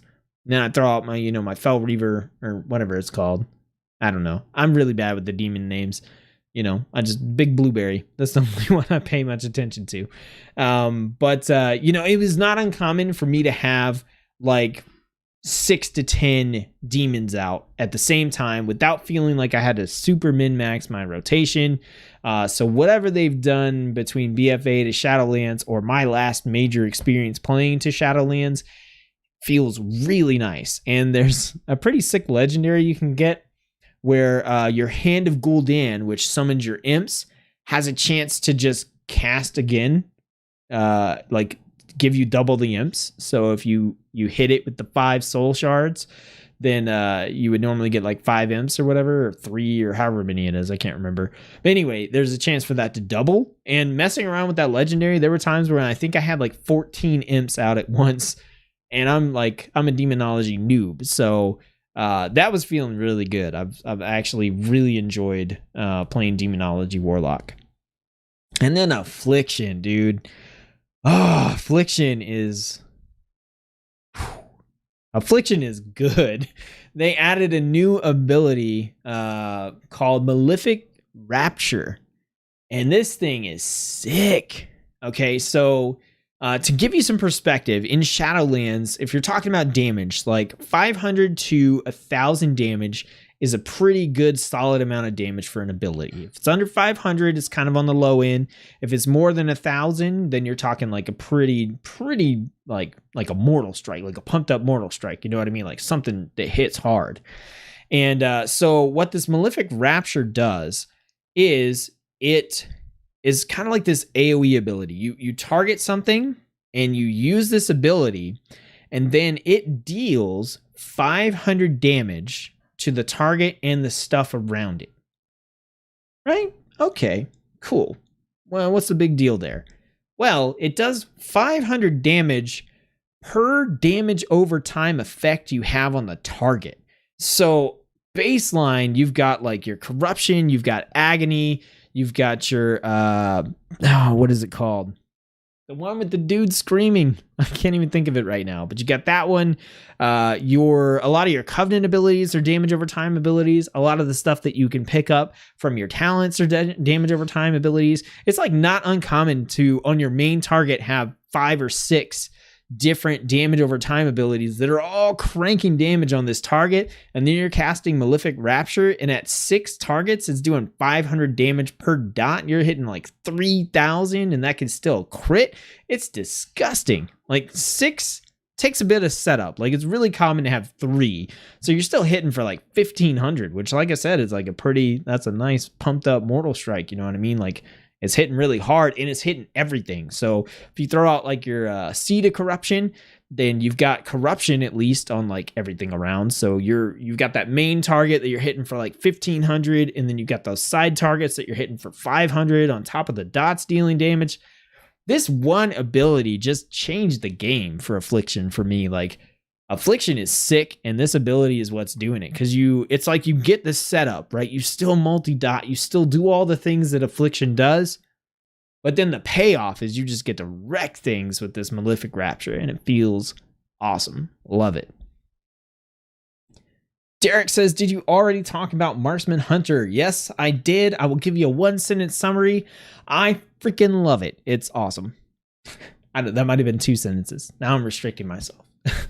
Marksman's amazing. Check out the Torghast with male classes video on the channel to kind of get a feel for at least what Marksman's like in Torghast. That was a sick run. Maybe my favorite Torghast run. Definitely top 3. And also, welcome to the stream. Thanks for tuning in. I appreciate it. All right, we're on to warriors, man. Did we save the best for last? I don't know. There's a lot of good stuff in here, right? We've talked about a bunch of these classes, and I think you guys can see, like, overall, I've been very positive about the classes, and this is without taking into account like a lot of legendaries, the covenants, the soulbinds, the covenant abilities, even though I've played with a bunch of them. So let's talk about warriors, man. Warrior's what I mained in BFA. I've been playing warrior since vanilla. I love warrior. It's melee, it's disruptive, it's everything I like about video games. If I play a MOBA, I'm playing the disruptive tank. You know what I mean? If I'm playing a first-person shooter, I'm playing the disruptive tank. That's what I like. I love that about warriors. They've got mobility, they've got stuns, they've got interrupts, they got all this stuff going on. So I really like warriors. And part of the problem with that is I play them a lot. And so it's kind of easy to get bored with them at a certain point and just be like, okay, well, if Blizzard doesn't do something to shake this up, then, you know, it might be like a side, like an alt, you know, a side character for a while. So I went into Shadowlands beta going, I mained warrior in BFA. I'm not going to main warrior in Shadowlands. Just not going to do it. I want to change it up. Then I played warrior and that went out the window, and I haven't locked him down for main, but oh my goodness. And it's hard to explain. They've made some changes. So as far as the unpruning goes, we got some weird stuff in there and some good stuff. We got challenging shout back. I think it has like a 5-minute cooldown or something absolutely ridiculous. This is like a AoE taunt. We got shattering throw, which they tweaked to make it really effective at destroying absorb shields. And then we have like shield block and I think shield slam or like baseline, which is just weird. Like you're probably not equipping a shield on arms. You could do it on Fury, but so kind of like the situation with the Hunter, where like there's some abilities in there that are baseline to Hunter, but Marksman can't use them because you're not using a bow. Same thing here. But let's talk about like the specs themselves, the changes, and why I honestly like every one of them quite a bit. Now, my least favorite is arms, but I've never really been an arms player. And I feel like I was just starting to really like what they were doing with arms in Legion, and then they kind of like pulled back a lot in BFA, I think. I know the transition, it wasn't like crazy different, but it was different enough that I was just like, nah, I don't think so. And I can't really, I don't know what it is. But for me, like when I'm playing arms, I just want to hit stuff really hard. That's all I want. Like I should feel like a marksman hunter on an arms warrior, where with marksman hunter, it's like aim shot, kill shot, dead. Aim shot, arcane shot, kill shot, dead. You know what I mean? Like 2 or 3 abilities. Maybe there's some ramp up time. Maybe there's a long cast time or whatever. But when I get in an arms warrior, that's what I want to feel like. Like I run up and I'm like, overpower, mortal strike, execute. And the thing's dead. You know what I mean? Like just a couple of abilities that hit hard, you know, maybe have some cooldowns and that kind of stuff. That's what I want. In Shadowlands, it feels like we're getting closer to that. And the big thing with arms is they changed the mastery. So like the mastery for arms, I think in BFA right now is just like, if I can recall correctly, you guys correct me if this is not right, but you just do a bunch of bleed damage, right? Like I think some of your abilities put bleeds on things and you do lots of bleed damage. It's been changed in Shadowlands so that if a target is bleeding, you deal more damage.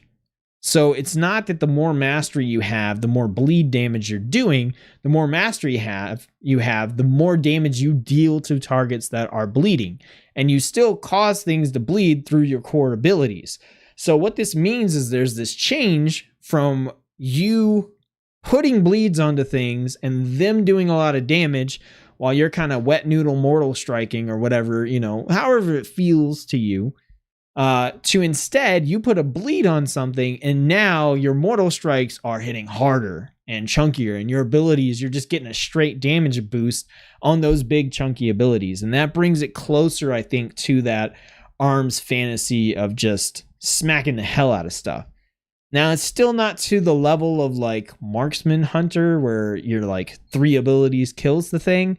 But it's a lot closer. And the more important thing is that within warrior, it feels like arms is the specialization that does that. They do the big chunky hits. And so I feel like it has more of an identity as a specialization within warrior. And I feel like warrior has a lot of class identity already. So they don't necessarily need to add a lot of that back with the unpruning or whatever. So that's fine.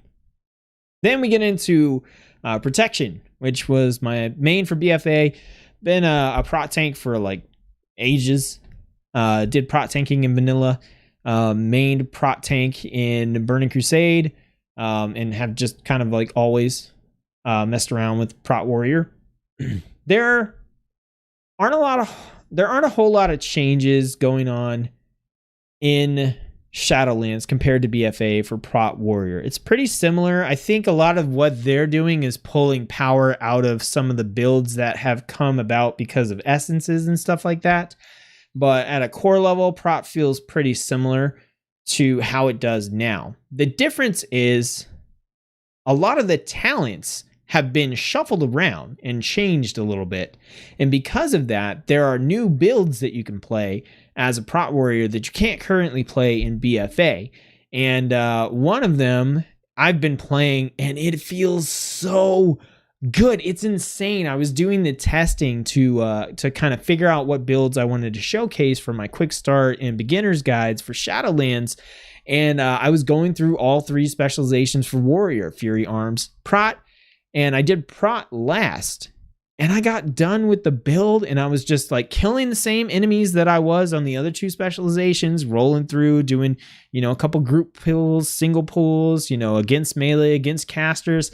I was like, what is going on, man? Like, prot is murdering things. Like, it feels just as fast to kill stuff, if not faster, than arms, and pretty close to fury. Like, it just feels good. And I really like that, because you get in a dungeon as a prot warrior, like, okay, you're solid. You got all your tanking talents and stuff are still there.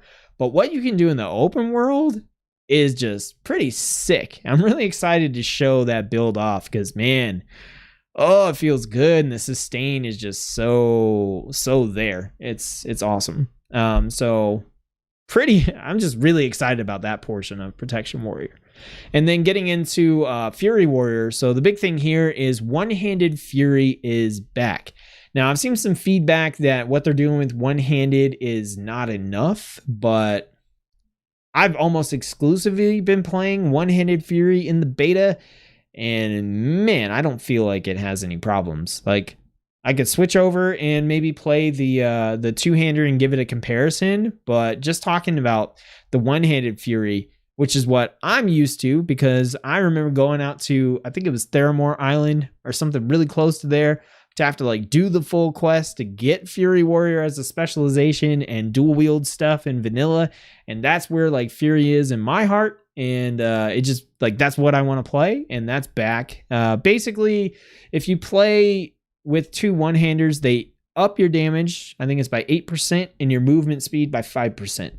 So you're faster, you're swinging faster because of the dual wield, you're moving faster because of the passive that you get there.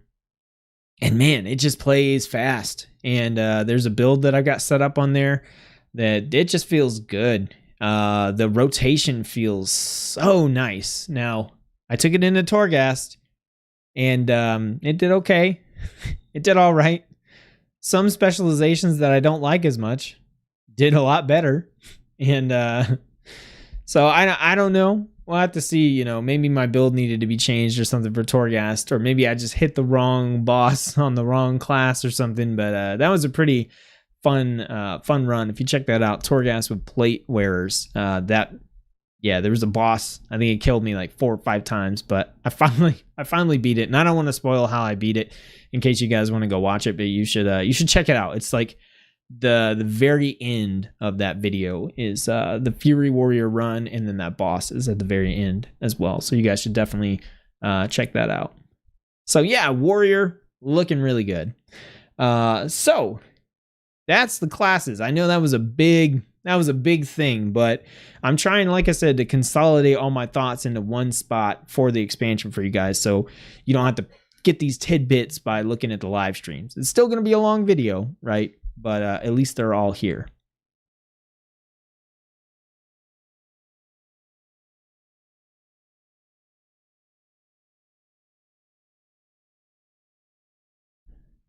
Let's see. Christopher, BFA Prot had so many buttons. It still has a lot of buttons. The buttons are still there. The build that I take actually gets rid of Devastate, though, which is pretty nice because you have one less button to push. Also, welcome to the stream. Tariq, hey, how's it going? Good to see you. William says, I'm between Warrior, Monk, or Demon Hunter. I like tanking. Well, I think like across those 3, if you're tanking in BFA, like I said, if you strip back your essences, if you strip back your corruption and your Azerite powers, maybe not, like, I don't even know. The Azerite powers aren't even that big of a deal, really. But if you like jump into a dungeon that way, you'll have a pretty good idea of how they're playing at a base level here. Ooh, my wife brought me a cupcake. Nice. All right, so classes covered. If you guys have any questions about the classes that you think I didn't answer, or you just have something specific, throw it in the chat and I'll definitely address it and get to it. I think that was a really good summary of all my thoughts on what's going on with the classes themselves at a fundamental level. So let's continue on. I think the main things we have to talk about now are like the big features for Shadowlands. including Torghast, Covenants, you know, all that kind of good stuff. So let me see. We're going to get this going. I think my browser just suspended all these other tabs that I had up here. So we'll get this going and we'll talk about those. So we've talked about customization. We've talked about the new leveling system. We've talked about the classes. Next up, we're going to talk about... Let's do Torghast. I want to keep this hype train going, right? Because I'm really excited about Shadowlands. And when we get to the Covenants and stuff like that, there's going to be a little bit of negative in there. But we're going to talk through it. So let's keep the hype train going with Torghast, okay? I have played a bunch of Torghast, several hours worth. I've done a run on every single class in Torghast. You guys can check those out. Just hit the channel, look for the Torghast runs. I grouped them by armor class, so you can check those out. I haven't done every specialization yet, but I want to, and will be doing that when we get 60s back on the beta, pre-made 60s anyway. But I've at least got one Torghast run per class available to watch, and you guys can check those out. Most of them are just to like 6 floors. I think 1 or 2 I went beyond that, but you can get a feel for like the class in Torghast, some of the enemy powers and that kind of stuff. So my thoughts on Torghast, we can keep this short, we can keep this simple.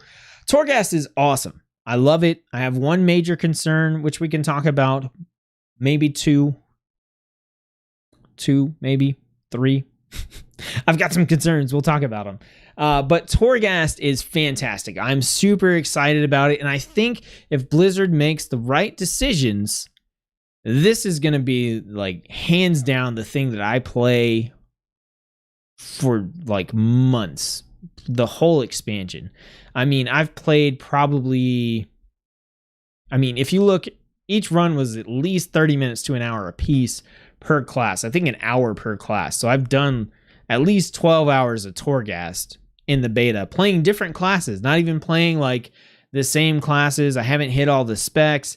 Most of those I went to like floor 6 just to get a taste and didn't even keep pushing. Like I could see myself playing the crap out of Torghast. And I think Blizzard just needs to nail a couple of things to get it right. So if you're not familiar, I'll get you up to speed really, really quickly. Torghast is this tower. You start out on floor 1 and you work your way up through floors. As you do that, content gets more difficult. But along the way, you get the opportunity to find these anima cells. And these anima cells, you click on them and they give you an option between some different powers that you can pick up. And when you pick up one of those powers, it alters one of your ability, or maybe it gives you a different ability or a talent or something like that. And they're pretty cool. To take a look, let's see, we can just jump in real quick and we'll look at a warrior power since we were just talking about those. But let's see. Here's one right here. You could get the Gibbering Skull. It says getting hit has a 10% chance to grant you ignore pain. So you could choose that as an option on your anima power. Or maybe you get a Gundamu's Fist, where it says pummel knocks away the target and stuns them for 4 seconds. So the powers that you get in here really change the way that you can play your class. They make abilities that maybe you wouldn't consider core parts of your rotation into things that you just factor in. Like now you're just pummeling all the time because like it's a 4-second stun now with a 15-second cooldown. That's pretty insane. Plus the knockback and stuff. So you get these anima powers, and some of them are class specific, some of them are specialization specific, and some of them are just general. Some of them also can alter your like covenant powers as well. So there's a lot going on in there. And so as you go through the floors, you're getting these new powers, and you're kind of creating this weird, it's like you're kind of almost creating a talent build on the fly. So I'm like knocking this cupcake with my elbow here. I'm too excited. You're like building a talent build on the fly, and it's pretty awesome. And it's not just like, oh, okay, I'm picking like 5 things. It's like, no, in most cases, by the time I got to like floor 5 or 6, I had a solid like 20 anima powers. Like imagine picking 20 talents. And the thing with these anima powers is a lot of them you can stack them too. So for example, we looked at that pummel one where you might be able to stack that so that it knocks the target back and stuns them for 8 seconds and then 12 seconds and then 16, something ridiculous. So you can not only get these different powers and create these crazy builds, but you can stack those powers up. I had a Paladin run where at the start of every floor, I had 90 seconds of Avenging Wrath every time I entered a new floor. And that's because I stacked an ability that I stacked an anima power that was every time you enter a floor, you get 30 seconds of Avenging Wrath. And I picked it 3 times, so it stacked, and I had 90 seconds of Avenging Wrath at the start of every floor. So it's really cool. And when you start a new run, you're starting all over. You take your base class, you go into the tower and you pick different anima powers, and it's random which ones you get offered. So you're kind of building out that talent build on the fly like every single time. And that's just playing solo. When you get in with other characters, you're going to have to think about, okay, can my abilities synergize with theirs? Do I want to pick this up or that up? How are we going to make this all work? And it's just really interesting. At certain floors, you're going to start to get more powerful enemies and debuffs and that kind of stuff to make it more challenging as you go on. Now, for those of you who aren't really interested in this content, the good news is Torghast is where you get your legendary materials, but if you're not into it, you only have to play it once or twice, I think, maybe 3 times per week, running 5 floors. So that's anywhere from like 1 to 3 hours. If you're going solo, if you're going with a group, it might go even faster, and then you could just be done with it. But if you like this content, you can play basically kind of like an endless mode as much as you want, and they're putting in like cosmetic rewards and stuff for people who just want to run Torghast all the time. So you can't rack up a million legendary ingredients, but once you've got those for the week, you can hop into the endless mode and just play the hell out of it and earn some cosmetics. And I'm pretty stoked about that, because that means there's finally going to be a game mode that I want to play the crap out of that awards some cool cosmetics, which I honestly care more about those than I do about like gear upgrades and stuff a lot of the times. So, I mean, that's really all there is to say. You play 5 floors. The 6th floor is a boss, and then you play 5 more floors, and then that 6th floor, the 12th floor or whatever is another boss, and you just keep doing that on and on and on. So what are my concerns? What are my thoughts and stuff with Torghast? So there's a couple of things that I think they have to get right. So the first off is they have to get the difficulty of endless mode right. Because for the people that don't want to challenge, they don't want to play Torghast, they're just going to hit the weekly stuff, do it, get their stuff, and go. But for those of us who want to play the endless mode of Torghast, Blizzard has to nail the difficulty, because if it's a cakewalk to get up to like floor 45, like that's not actually fun. It's good to feel overpowered. It's good to have all this weird stuff going on, but you do really want that difficulty to continue to ramp up, because otherwise you don't have a way to challenge yourself. It's like at this point, like, it'll get to a certain point where everything is so easy that it doesn't matter if you get another anima power, right? It's just like, oh, okay, it might as well be +1 strength, because it doesn't matter. Everything that I'm doing is so easy, I'm not struggling at all. And I think that's kind of the key. They've got to balance that difficulty so that as you continue to go up, you're challenged more with your personal skill, but also your choice in anima powers continue to matter as you progress. And honestly, I think that the other thing that goes hand in hand with that is that as you get to higher floors, I feel like a lot of the anima powers that aren't just straightforward damage pumps should become more important. So if we look at the pummel one, it doesn't do any damage, it just does a stun. Well, if I have an option between that and something that does damage, and everything that I'm doing is pretty easy, I'm just going to take the damage and just keep ramping up the damage. And I feel like as you progress through floors, there should be times where you're on floor like 5 or something, and you're like, maybe I should take that pummel ability, because I know on floor 25, having this stun is going to be really useful. And so I think they really need to nail that. The other thing is some of the anima powers are, lackluster compared to others. So they've obviously got to figure that out. But something that I ran into that I think might be a potential issue is it seems like the more roles that are available in your class, the less powerful your class has the potential to feel from a damage dealing perspective. And I'll try to explain that here in just a second.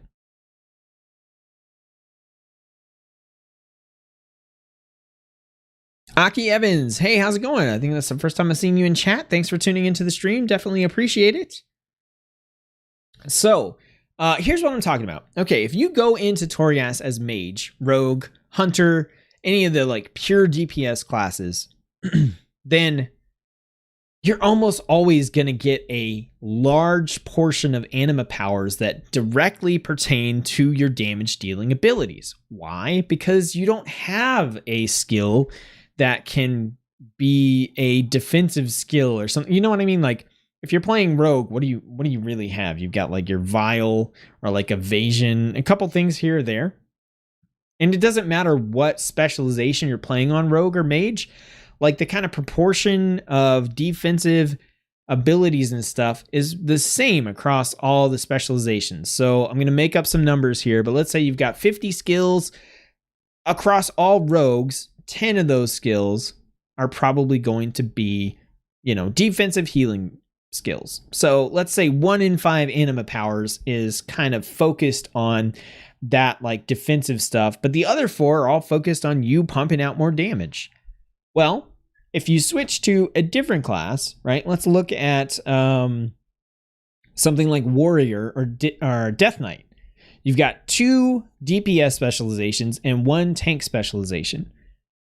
So there are anima powers specific to your specialization, which are usually going to be like tied into what you're doing. And that's good. It's going to pump up whatever you like doing. There are also those anima powers that are tuned to your class as a whole. And because now those anima powers have to cover the ability to cater to both the damage dealing specializations and the defensive one, you have an increased number of those anima powers that are kind of dedicated towards that sort of defensive prot warrior style gameplay. And in a lot of situations, it turns out that those abilities often correspond to the things that were unpruned. So the abilities that maybe don't have as much hype or excitement or flavor as the stuff that your own specialization has, depending on what class you're playing. Now, take it to the next level, right? Let's go to something like Monk. With Monk, you have a damage dealer, a healer, and a tank. So specialization anima powers, you're good, right? But when you get to the general class powers, you're splitting that pool amongst those 3 specializations, but each of those anima powers still has to be generic enough to be used across all of those specializations. And another example here is Shaman, where you have melee DPS, range DPS, and a healer. So this happened to me during my run, where it felt like a lot of times I was getting generic Shaman anima power choices on my enhancement Shaman. And so what that meant is I was getting buffs to Chain Lightning, because all specializations have that. I was getting buffs to Chain Heal. I might have been getting buffs to like Lightning Bolt or something. And like as an enhancement Shaman, I have those abilities, but I don't care about those abilities, right? I want Lava Lash boosts. I want Storm Strike boosts. I want, even Flame Shock and stuff like that. Like I want boost to the things that are core to my specialization when I'm playing. And I guess the point that I'm trying to make here is not that it's bad to have those class anima powers available, but that the more diverse the amount of roles your class can do is, the less likely it is that those powers that you have as options are going to synergize with the role that you're playing. So if you're playing a rogue, you're playing a damage dealer. Your pool of class abilities is focused on 3 specializations that deal damage, right? So it's much more likely that if you get a class choice, it's going to be able to help your damage. If you're playing a Windwalker Monk, then yeah, when you get a spec anima power, it's going to be a Windwalker power, right? When you get a class one, it could be something that they kind of tuned a little bit more towards Windwalker, or it could be something that was tuned more towards Brewmaster or Mistweaver.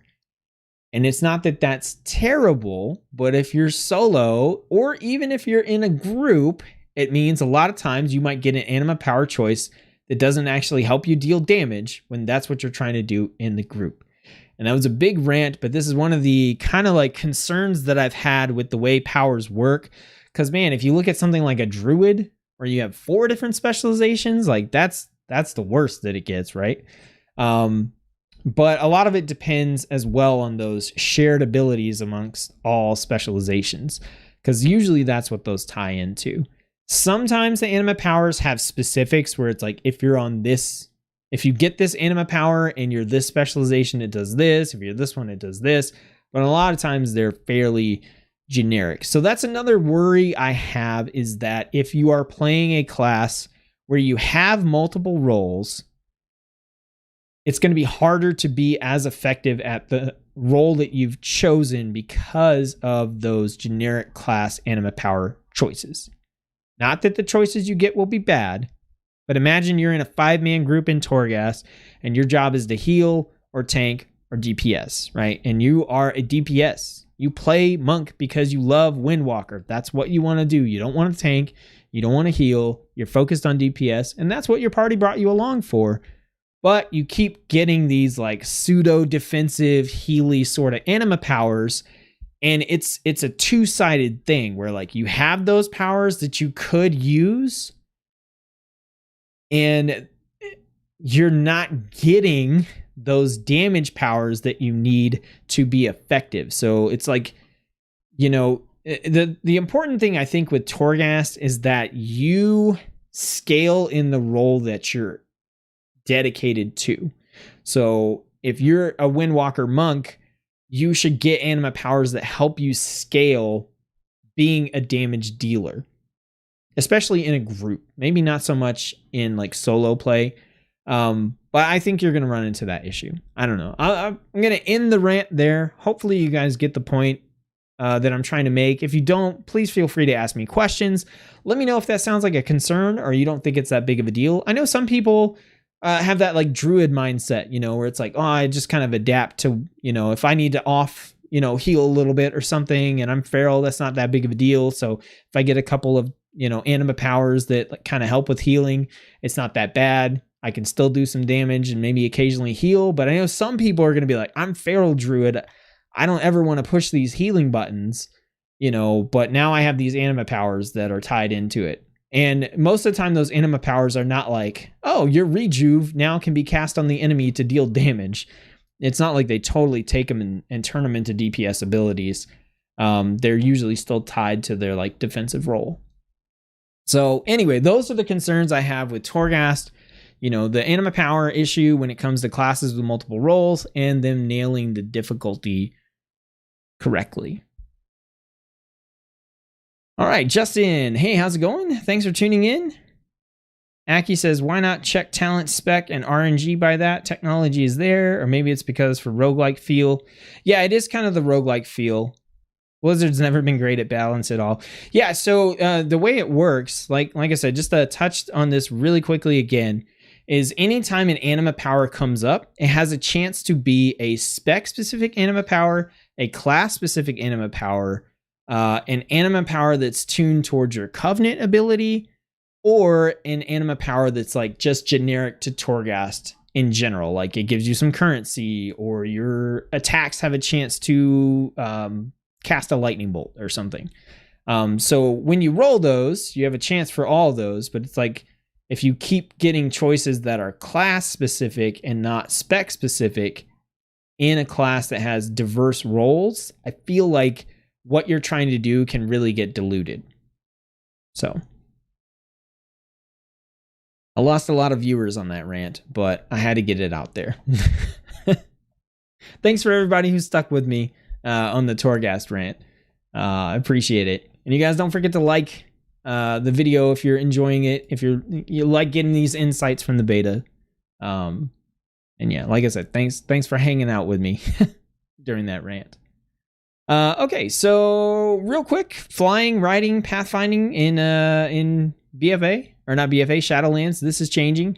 You're still going to need Broken Isles Pathfinder, the achievement in order to fly in Battle for Azeroth, but you are no longer going to have to have those achievements for Legion or Warlords of Draenor. So if you're a scrub like me and you haven't gotten those achievements because you hate rep grinding, then you're going to be able to instead just purchase those when Shadowlands comes out. Now, this chart, I don't know if it's accurate or outdated, but it's looking like you pay 250 gold to fly in Warlords of Draenor, and you pay 250 to fly in Broken Isles, and it does look like this is like character specific, not account wide like the achievements are.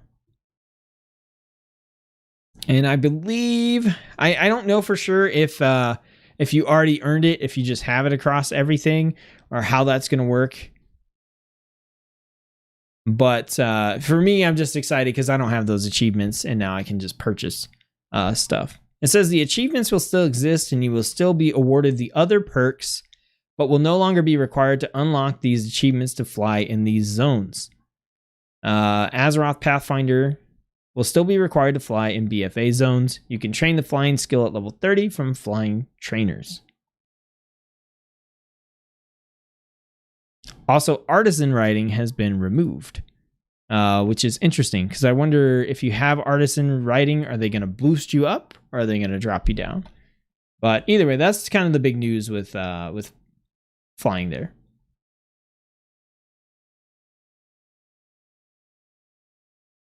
All right, so legendary items. I don't have a whole lot to say about these. There's a lot of these that are still in the works. Some of them are really cool. Some of them are not so cool. Some of them are my style of legendary where they do big flashy things that I really like.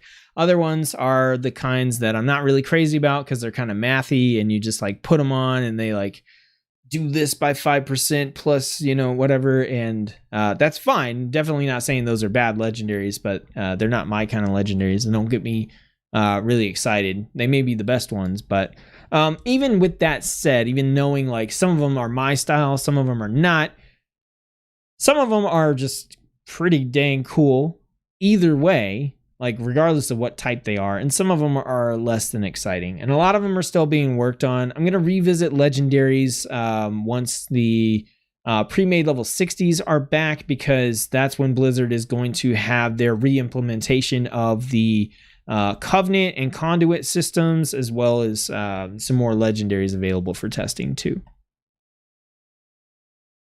Mr. Nelson says, happy for the flying changes. Me too. Feel it with me, rep grind haters. That's what I am. I'm a rep grind hater. Professions are getting a lot of changes in Shadowlands that I have not looked at all, so I have zero thoughts about them other than it looks like Blizzard is trying to do something to shake professions up. And from what I've seen, it's not nearly as much as I would like them to do. There's like some optional reagents. The one good thing I will say about professions is that one of the core items you need to craft a legendary comes from crafters. So if you are a crafter, you're going to have an item that people are going to want. Probably the whole expansion, which is going to be really nice. And I imagine they're going to make it so that, oh, you know, we released patch 9.1, so now there's a new base level item for legendaries. I'm pretty sure that's going to be the way that it's going to pan out. But yeah, if you're into the professions, there's some changes coming for you. I encourage you to check this out. I haven't looked at it at all because WoW professions have basically been dead to me for years, and I mainly just do the gathering professions. And then I don't even do anything with the stuff that I gather. I'm just like that out of it.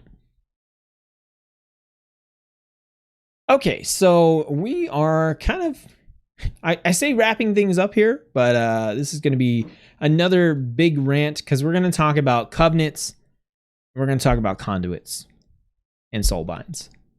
And there's a lot to digest here, a lot of things to talk about, and I'm sure you guys are interested in kind of getting some thoughts for that. Hopefully you are. So we're going to jump down to that. Let's see. Covenants. Here we go.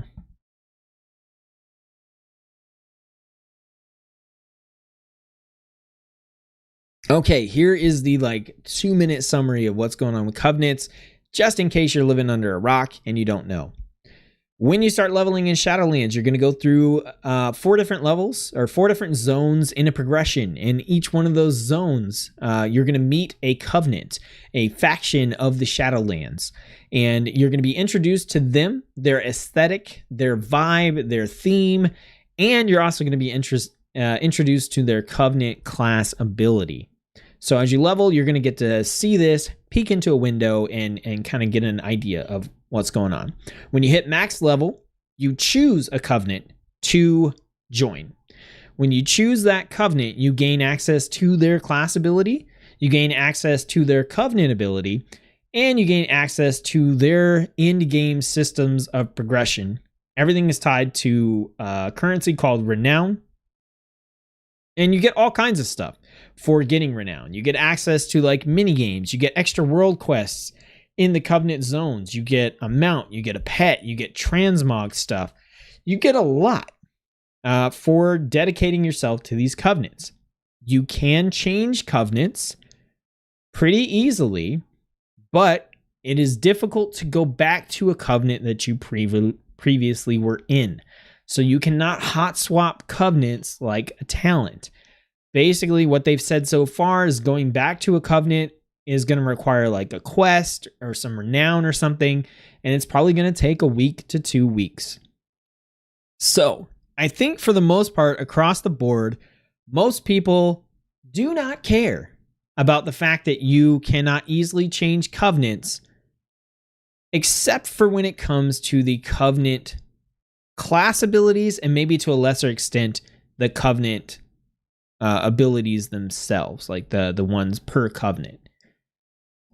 As far as locking into the in-game mini games, the end-game world questing bonuses in a zone, the transmog, the lore aspects of the covenant and everything like that, I think pretty much everybody's on board with yes, we're totally fine with making that choice and making a decision. So imagine right now that there are no factions in World of Warcraft and you're leveling up, and when you hit max level in Shadowlands, you have to choose Horde or Alliance, right? And if you choose Horde, then you get Horde transmogs, and you get wolves to ride, and you get Horde pets, and all of Kalimdor has extra world quest for you and stuff. And if you choose Alliance, it's the same thing, but Alliance stuff, right? Eastern Kingdoms has bonus quests, and you get all this blue transmog and lions and, all that kind of stuff. If that were the case with these covenants, I don't think anybody would really have a problem, right? It's just okay, I get there. What transmog do I think is cool? What faction do I think is cool? What do I resonate with? Where do I want some bonus world quests? Not a big deal. The problem comes into the fact that you are given 2 abilities based on the covenant that you choose. So the first ability is this covenant ability. There's 4 different covenants you can join. They each have an ability that everybody who joins that covenant gets. The Kyrian Covenant has a little servant guy who runs up and he gives you a potion that you can use, and he can do a couple little other things. The Necrolords can summon this shield, and if you use the shield near a powerful enemy, it becomes even stronger. The Night Fae can turn into this Vulpix fox looking thing and run around and do little teleports. And the Venthyr can literally just teleport. They have an ability that you're in one spot, you target another spot, you cast, and it teleports you to that spot. So these are not as problematic in general. They're just supposed to be generic abilities that you can use. Now, obviously, Blizzard has to worry about the balance of these and how well, they compare to each other. But at the end of the day, that would only be balancing 4 abilities across the factions. right? You still have to consider classes and specs and stuff, but it's just 4 abilities, right? You can tune these, I think, pretty easily to fix them. But the problem is the class covenant abilities. Now, each covenant has a ability for each class, and those abilities are different for each covenant. So if you go Kyrian, you get ability A as a druid. If you go Necrolords, you get ability B. Night Fae ability C. Venthyr ability D. 4 entirely different abilities, and which ability you get is based entirely upon which covenant you choose. And you're locked into that choice because it's easy to go away from the covenant, but it's not easy to come back. Now, on the surface, this might not seem too bad, right? But it just gets so complex, like the issues that are here. So there's a couple of things. Let's look at the big, broad, view. What if you really love the transmog of a covenant and you really hate the ability? Or you really love the ability and you really hate the transmog? You're already in this big conflict where you're balancing non-gameplay stuff against gameplay stuff and having to make a choice. That's not the end of the world, but it doesn't feel good, right? It doesn't feel good as like an in-game system to have to do that, right? For example, on Rogue, I really like the Necrolord class ability for rogues. It's called Bone Spike. It's super sweet. I really like it. I don't like the leather transmog that Necrolords have. It's not even like, I just really don't like it.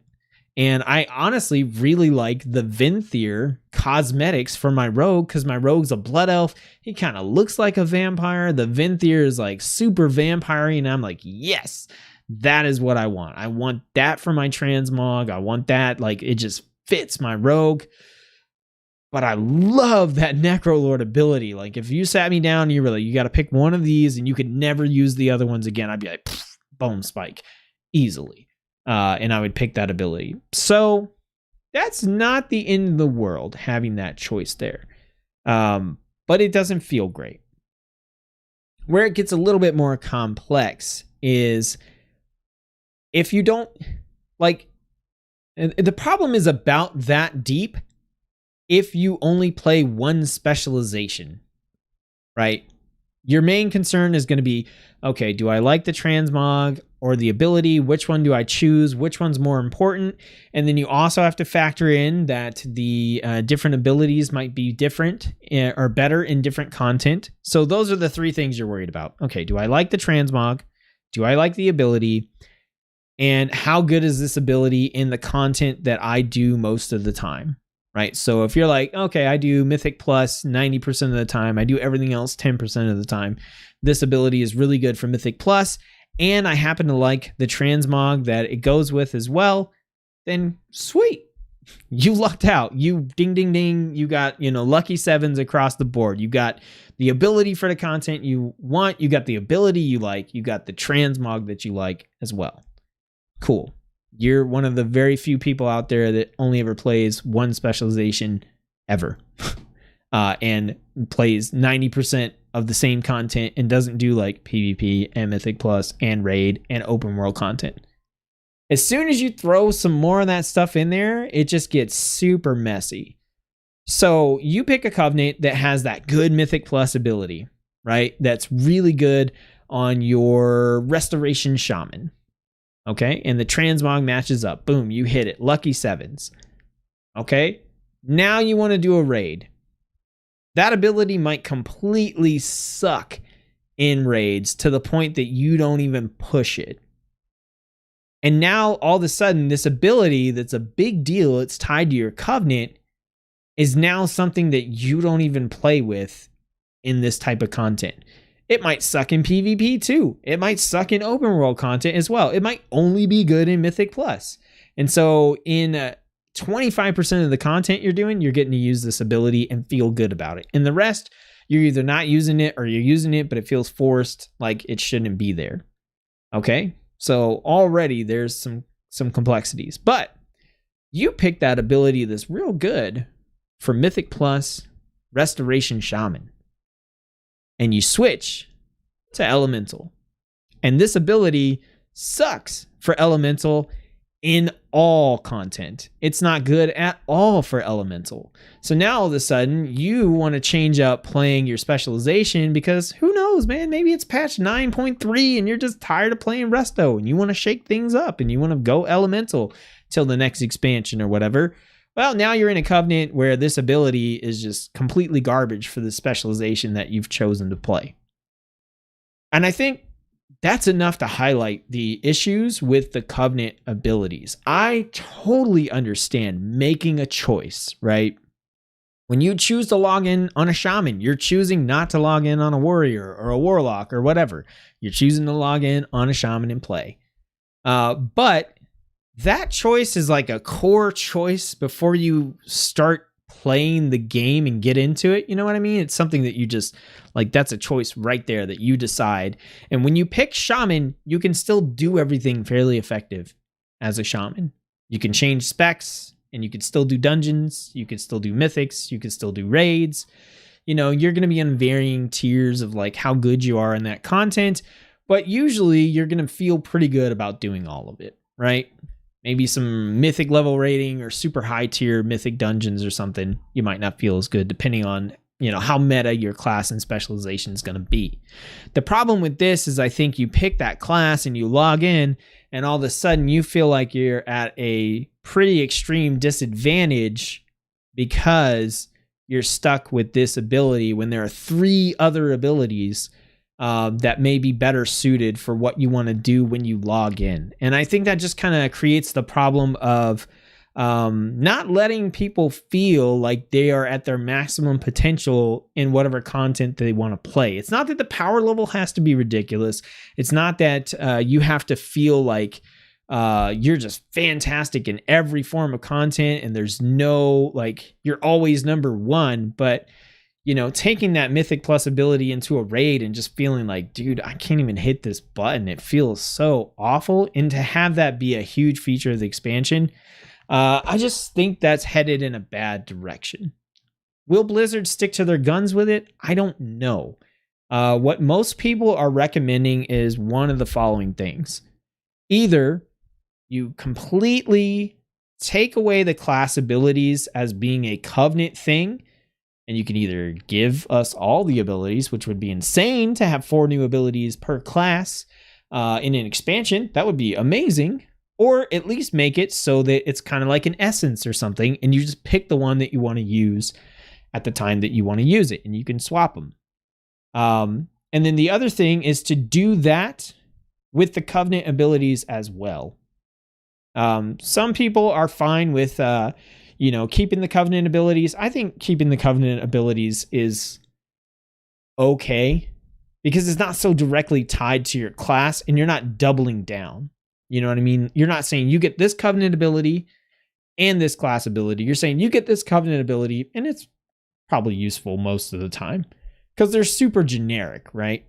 But I personally think that that's what they should do is they should just free up at least the class covenant abilities, turn it into like an essence style system, and just let us pick the one that we want to have, we want to use. Because like I said, if you're the person who plays one type of content 90% of the time on one specialization and you like the transmog, then you hit lucky 7s and everything's lining up for you. Everything's golden. But it's so easy for one of those things to be thrown out of whack. And then everything just feels bad. So I have some additional thoughts on that aren't related to like the balancing and stuff. And I'll check those or give you guys those once I get out of catch up on chat here. I like it, but all this lore, I will need to jump around. Are the soul binds still locked to tune and not your spec? We'll get to soul binds. There's some issues there too. Some players have problems with 2 factions. What about 4? Exactly. Like now you're choosing between 4. You're totally right. Give us all skills, but lock them in the same cooldown. Yeah, that's a potential resolution as well. I think most people would just be happy if you could, even if you had to fly back to Ouroboros or whatever your faction capital is or whatever, and like actually walk up to someone and click them and change things. You couldn't just change them out on the fly in a dungeon or something. I think people would still prefer that. So here's what I want to say about my experience playing with the Covenant abilities, because let's say that we're in a world where Blizzard sticks to their guns and they say, nope, we're not changing the Covenant abilities. What you get is what you get. What Covenant you choose, that's the ability you get. Tough. We're not going to let you swap it. Yada, yada, yada. How important is that choice going to be? That's what I want to talk about.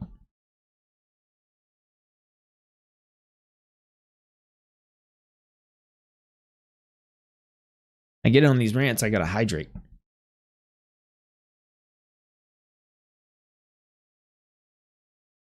All right, you guys, don't forget to like the video if you're enjoying all this crazy Shadowlands stuff. I feel like I'm just dishing it out right now. Okay, so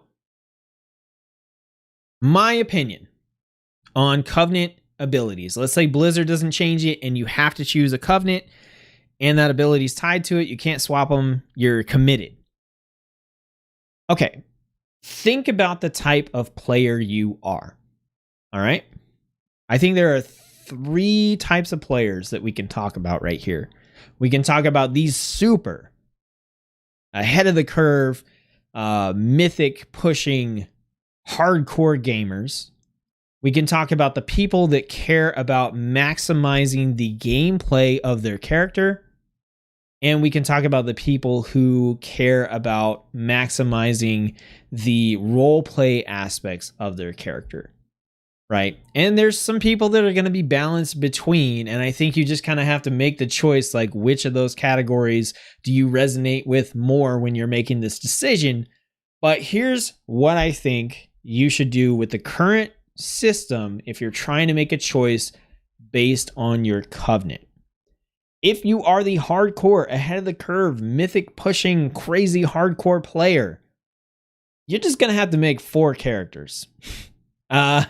And I say that, like, putting that out there, knowing that, like, people like Method, the people in Method, that's what they're going to do, right? If they're really serious, if you're playing a Resto Shaman, you're going to have 4 Resto Shamans, so you can have 1 per Covenant, so that whatever situation you're in, you can bring the best Resto Shaman for that content, for that boss, for that fight. That sounds horrible, and I believe that 90% of people out there are not going to do that. But if you are that kind of person, then if Blizzard doesn't change the system, I think if you want to be the best that you can be in that situation, that's probably what you're going to want to do, because it's not super realistic to swap Covenants and wait a week or 2 in between. You think about how much progression you're losing while you're switching Covenants. So let's drop down. Let's talk about the person who cares the most about the gameplay of their character. Now, there's like 2 sides to this, like what's fun and what's the best, what's the most optimized, right? And I think if you're the kind of player who cares about the gameplay of your character and you're focused on optimization, you need to look at the abilities and go, which ability is the best for the type of content that I play the majority of the time? So if you were a raider on a rogue, then you need to look and go, which ability is the best ability for raids? And then you pick your Covenant based on that. If you're in the same situation, but you play Mythic Plus, you go, which ability is the best for Mythic Plus? And you pick that. On the flip side, if you're the kind of person who cares about gameplay, but you're not worried about the optimization, about being like, 5% stronger, than you could have been if you picked something else, then you look at all the abilities, you try them out, and you go, this one's the most fun. It's the one that I like. I'm going to pick this one. And then that's how you choose your Covenant ability.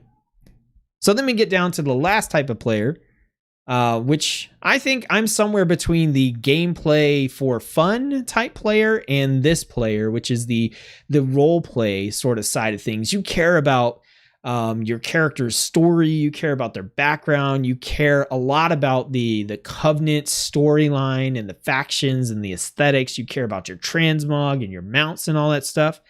I think if you're that kind of player, you totally ignore the ability and you just look at the Covenant and you go, you know what? Night Fae looks sick. I love this like nature theme and vibe and everything that they've got going on with like, you know, trying to restore souls and the garden that they've got going on. And that looks the coolest to me. I'm going to take that. And then you just see your ability as kind of like a bonus that's there. And I think the reason that I can give this advice and kind of put this out there for you guys is because in my experience, the Covenant abilities are not overwhelmingly powerful enough that they should be the sole decision about what you choose in Shadowlands. Now, there's tons of caveats to that. Some abilities for some classes are super overtuned, super broken, and super good right now. Some of those Covenant abilities are super good for particular types of content. Some of those abilities are great on one class specialization and suck for the other ones. There's so many variables in there that I think that it's hard to make a blanket statement without those caveats. But I'm making the blanket statement because like I feel like there's too much to address in the nuance of everything by just saying like, unless you're the kind of person who is pushing that ahead of the curve, you know, hardcore mythic stuff, or you're the kind of person that really cares about maximizing the performance of your character, then the Covenant ability is not impactful enough for you to make a decision based purely on how good the ability is.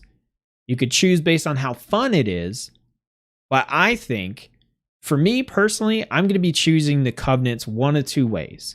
I'm either going to choose it because the theme of the Covenant really matches up with my character or what I want to be involved in. So like with my rogue, I might choose to go Venthyr because of that whole vampire thing I talked about. Or on my rogue, I might choose to go Necrolord because the Bone Spike ability is so fun, and I just kind of get over the fact that like I'm not in love with the leather transmog, because at the end of the day, I don't have to use the Covenant transmog, you know what I mean? Like I could come up with a cool transmog outside of the Covenant stuff, and maybe the Bone Spike ability is just so fun that I'm like, you know what?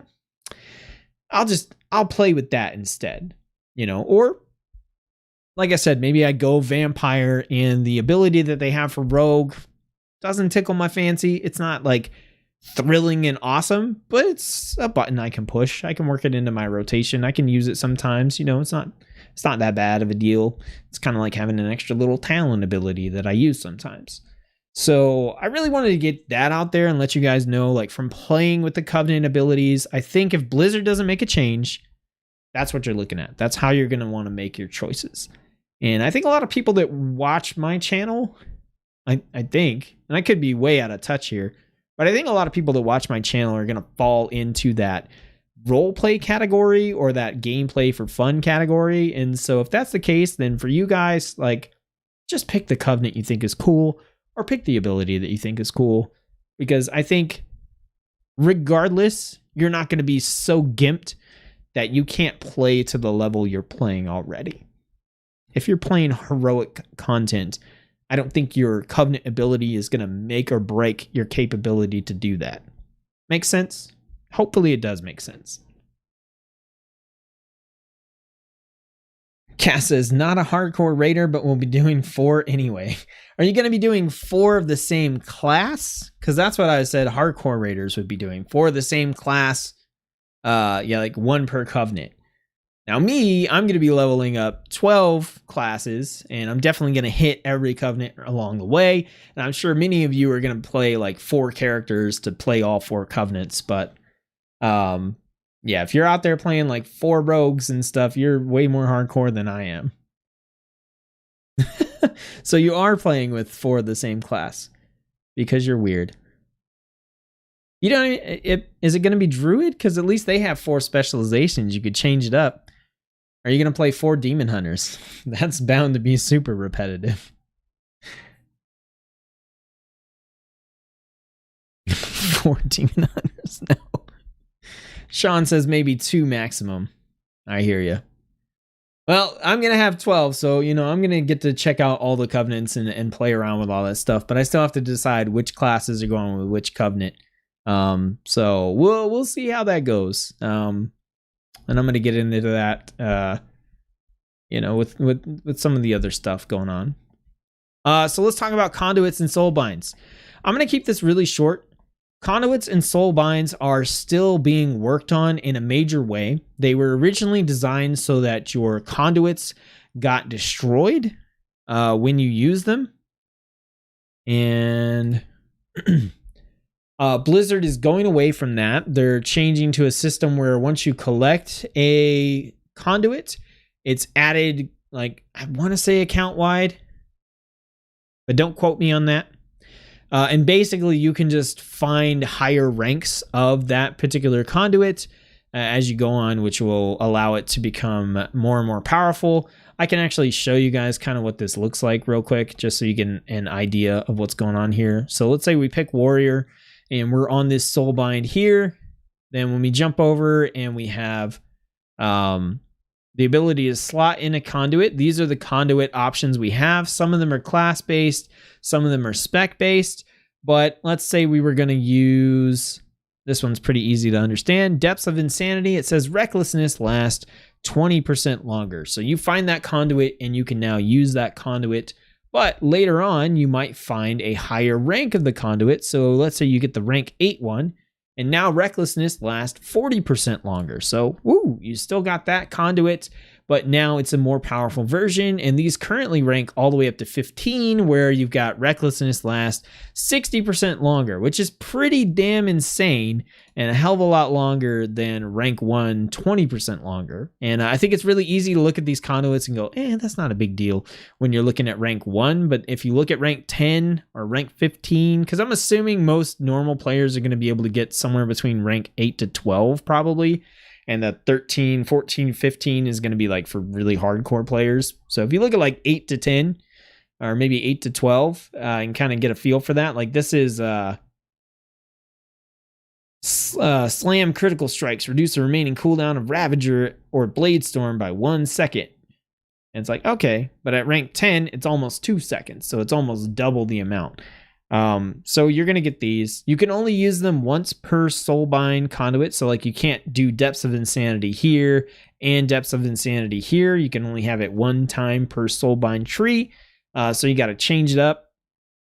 And this stuff is still really in flux. It's being redeveloped based on this system. I haven't got to do a lot of testing with it because of the fact that they're changing it and everything. So I don't want to comment too much on it other than to say that there are some issues currently that I think could cause some substantial problems with this system, and it comes to kind of locking you in.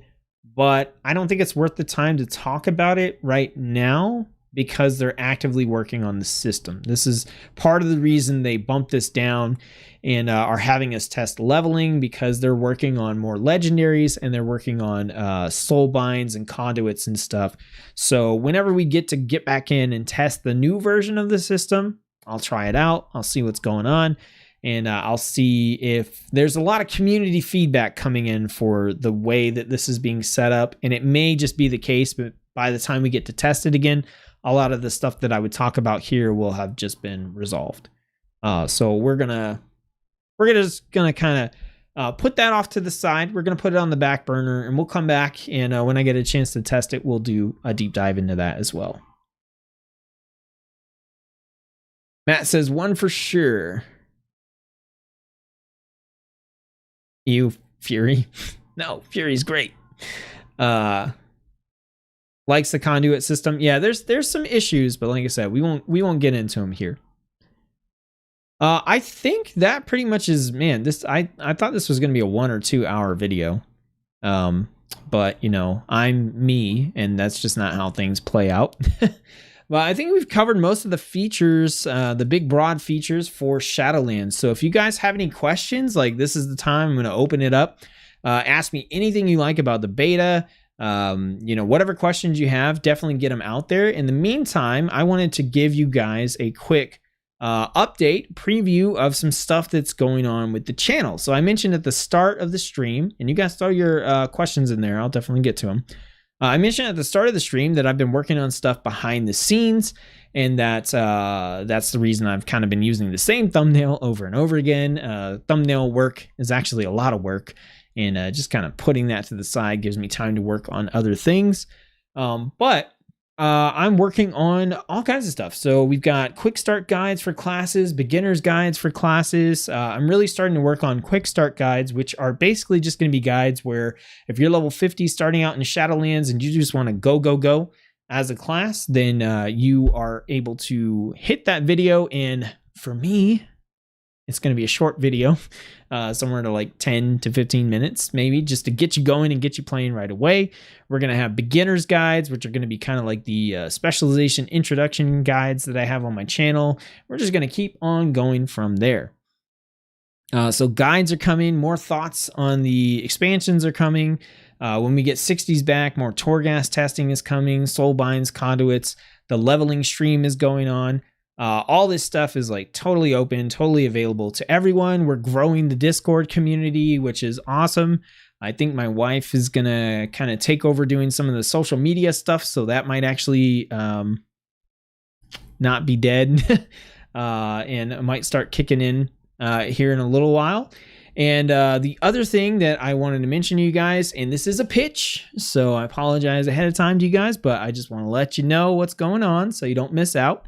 I, for the longest time, have had a very lackluster like Patreon. Many of you guys coming to the stream have been asking how you can support, how you can help out the channel. And so part of what I've been doing is upgrading and evolving the Patreon stuff that I have going on with the help of my existing patrons.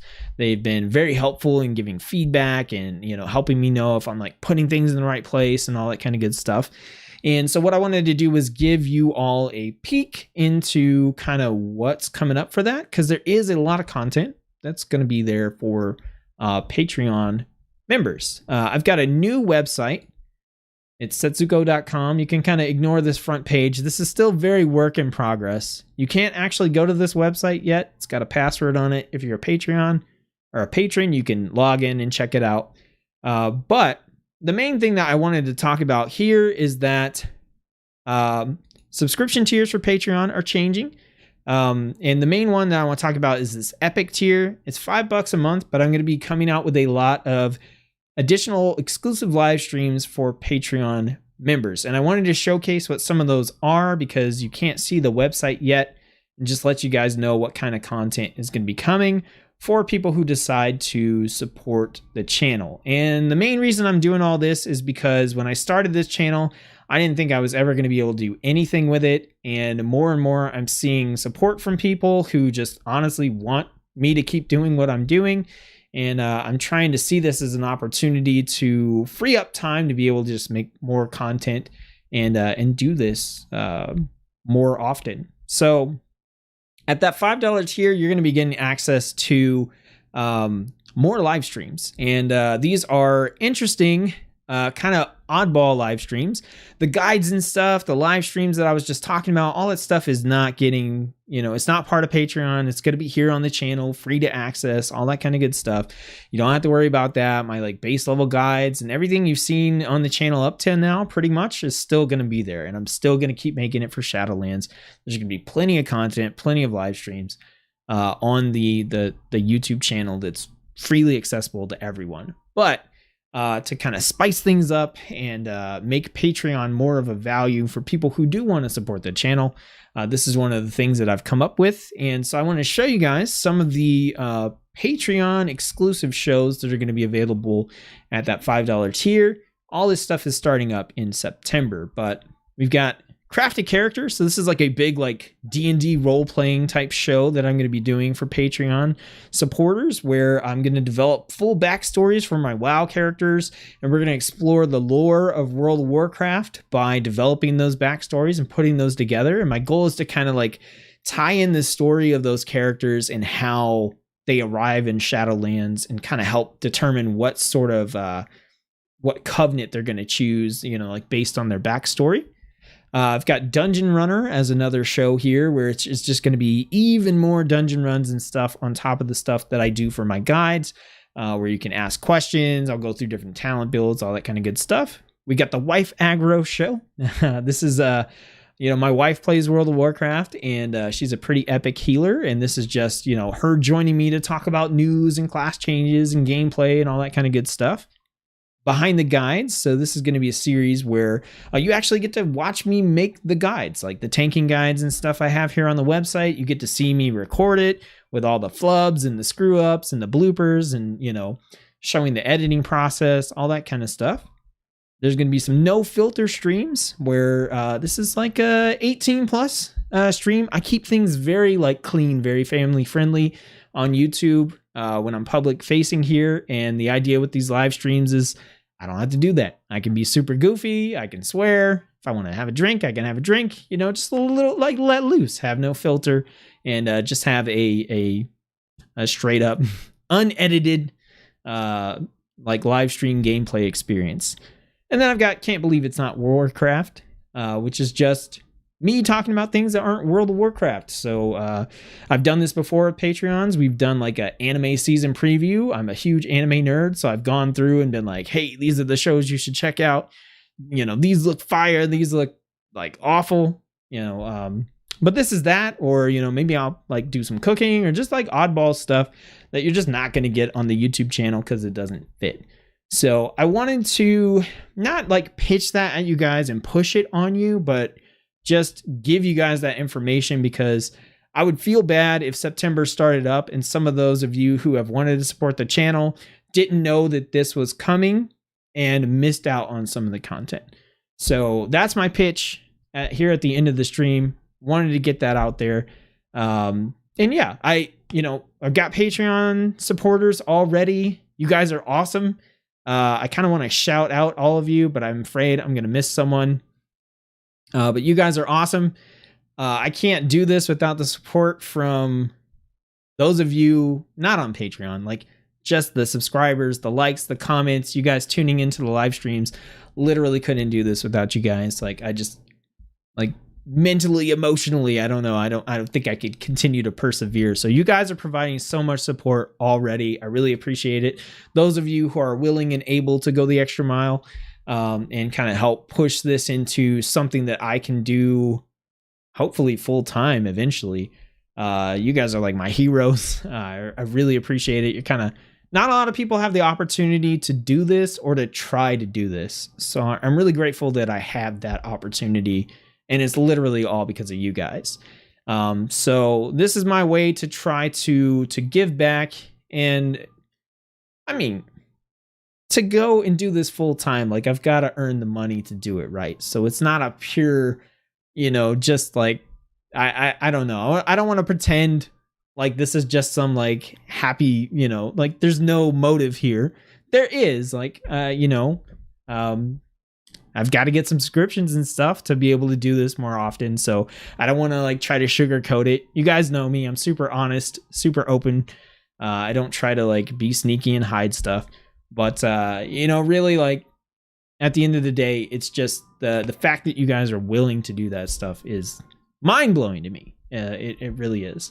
And I thank you for it. And I'm super excited. If you guys are interested in supporting the channel, if any of those shows and stuff look interested to you, there's other benefits and stuff in the Patreon as well. I just wanted to kind of touch on that core one, because that's more content, that's more live streams. You guys can head over to patreon.com/Tsetzuko and you'll be able to sign up. This stuff all kicks in September 1st. So if you're signed up by September 1st, you get the associated benefits, and we'll go from there. We're doing at least 2 episodes every month at the $5 tier. And as that ramps up, I'll do more episodes. So that's all I got. Let me check in. What do you think about PTR pre-patch? I have not played the PTR pre-patch yet. So I don't know. I've been looking at some of the news on Wowhead and some of the reports on Reddit and stuff like that, and I've seen that it's basically the return of the Wrath of the Lich King pre-patch event, which I did play. And I don't know. I can't say that I'm crazy about it, but I need to actually play it on the PTR. I thought about doing that tonight, but I wanted to get this stream out there, and I kind of wanted to take another break from gameplay. And I honestly thought this stream was going to be shorter because I'm a fool. And I was like, yeah, I'll just knock this out in an hour or two, and that'll be nice. And then tomorrow I'll come back and do gameplay. But that was not the case. So I do need to check out the PTR. I will be back tomorrow. Tomorrow I go into work super early. I get off super early. I got the whole evening to do stuff, so I'll be back. And I'll either check out the PTR or I'll resume the leveling experience on Druid. And if I resume the leveling experience, we're going to be tanking and healing some dungeons. We're going to queue into some of that stuff and check out Guardian Druid and Resto and just kind of break up the flow from the like quest leveling that we've been doing. And I'm pretty excited to check that out as well. So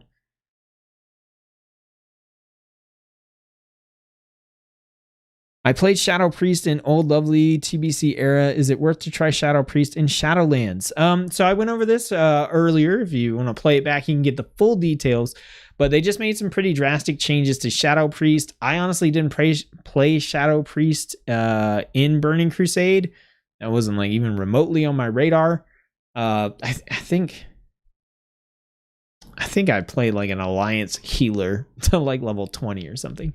But the changes to Shadow, I think, are really nice. There's a really sweet build that I'm going to have in my quick start guide that is a ton of fun. I like it. I can't say whether it's going to be worth it for you or not to play it, because I don't know how you feel about Priest in general. But I liked the Shadow build enough that it took it from like bottom tier rank for me up to like middle tier rank. And that's coming from someone who plays mainly melee and tank style characters. So that's a pretty significant jump in that context. So, all right, you guys, I have to get going because I have to get up in way less than 8 hours. So I'm gonna take off. I want to thank everybody for tuning into the stream. You guys don't forget to like it if you like it. Let me know if the Patreon pitch here at the end was too much. I want to continue to get this information out to people just so that they know it's coming. But I don't want to be too pushy about it. So let me know what you guys think about that and whether it was like spot on, I should tune it down, like, you know, whatever. Let me know what you think. And yeah, I'm hoping to see you guys back on stream tomorrow. So you guys have a good night, good day, depending on where you're at. Hope you're having fun in whatever it is that you're doing. And as always, I'm going to catch you on the next stream, catch you on the next video. All right. We're closing it out. Thanks for the stream. Need to get up to work in 3 hours. Ooh, you got me beat. I got a little bit more time than that. So thanks for hanging in there with the stream, Aki. It was nice to have you in here in the chat. Man, definitely appreciate you asking questions and stuff. So come back anytime.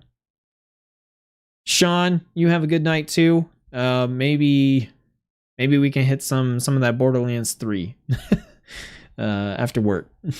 We'll see. All right, y'all. Have a good one. Peace.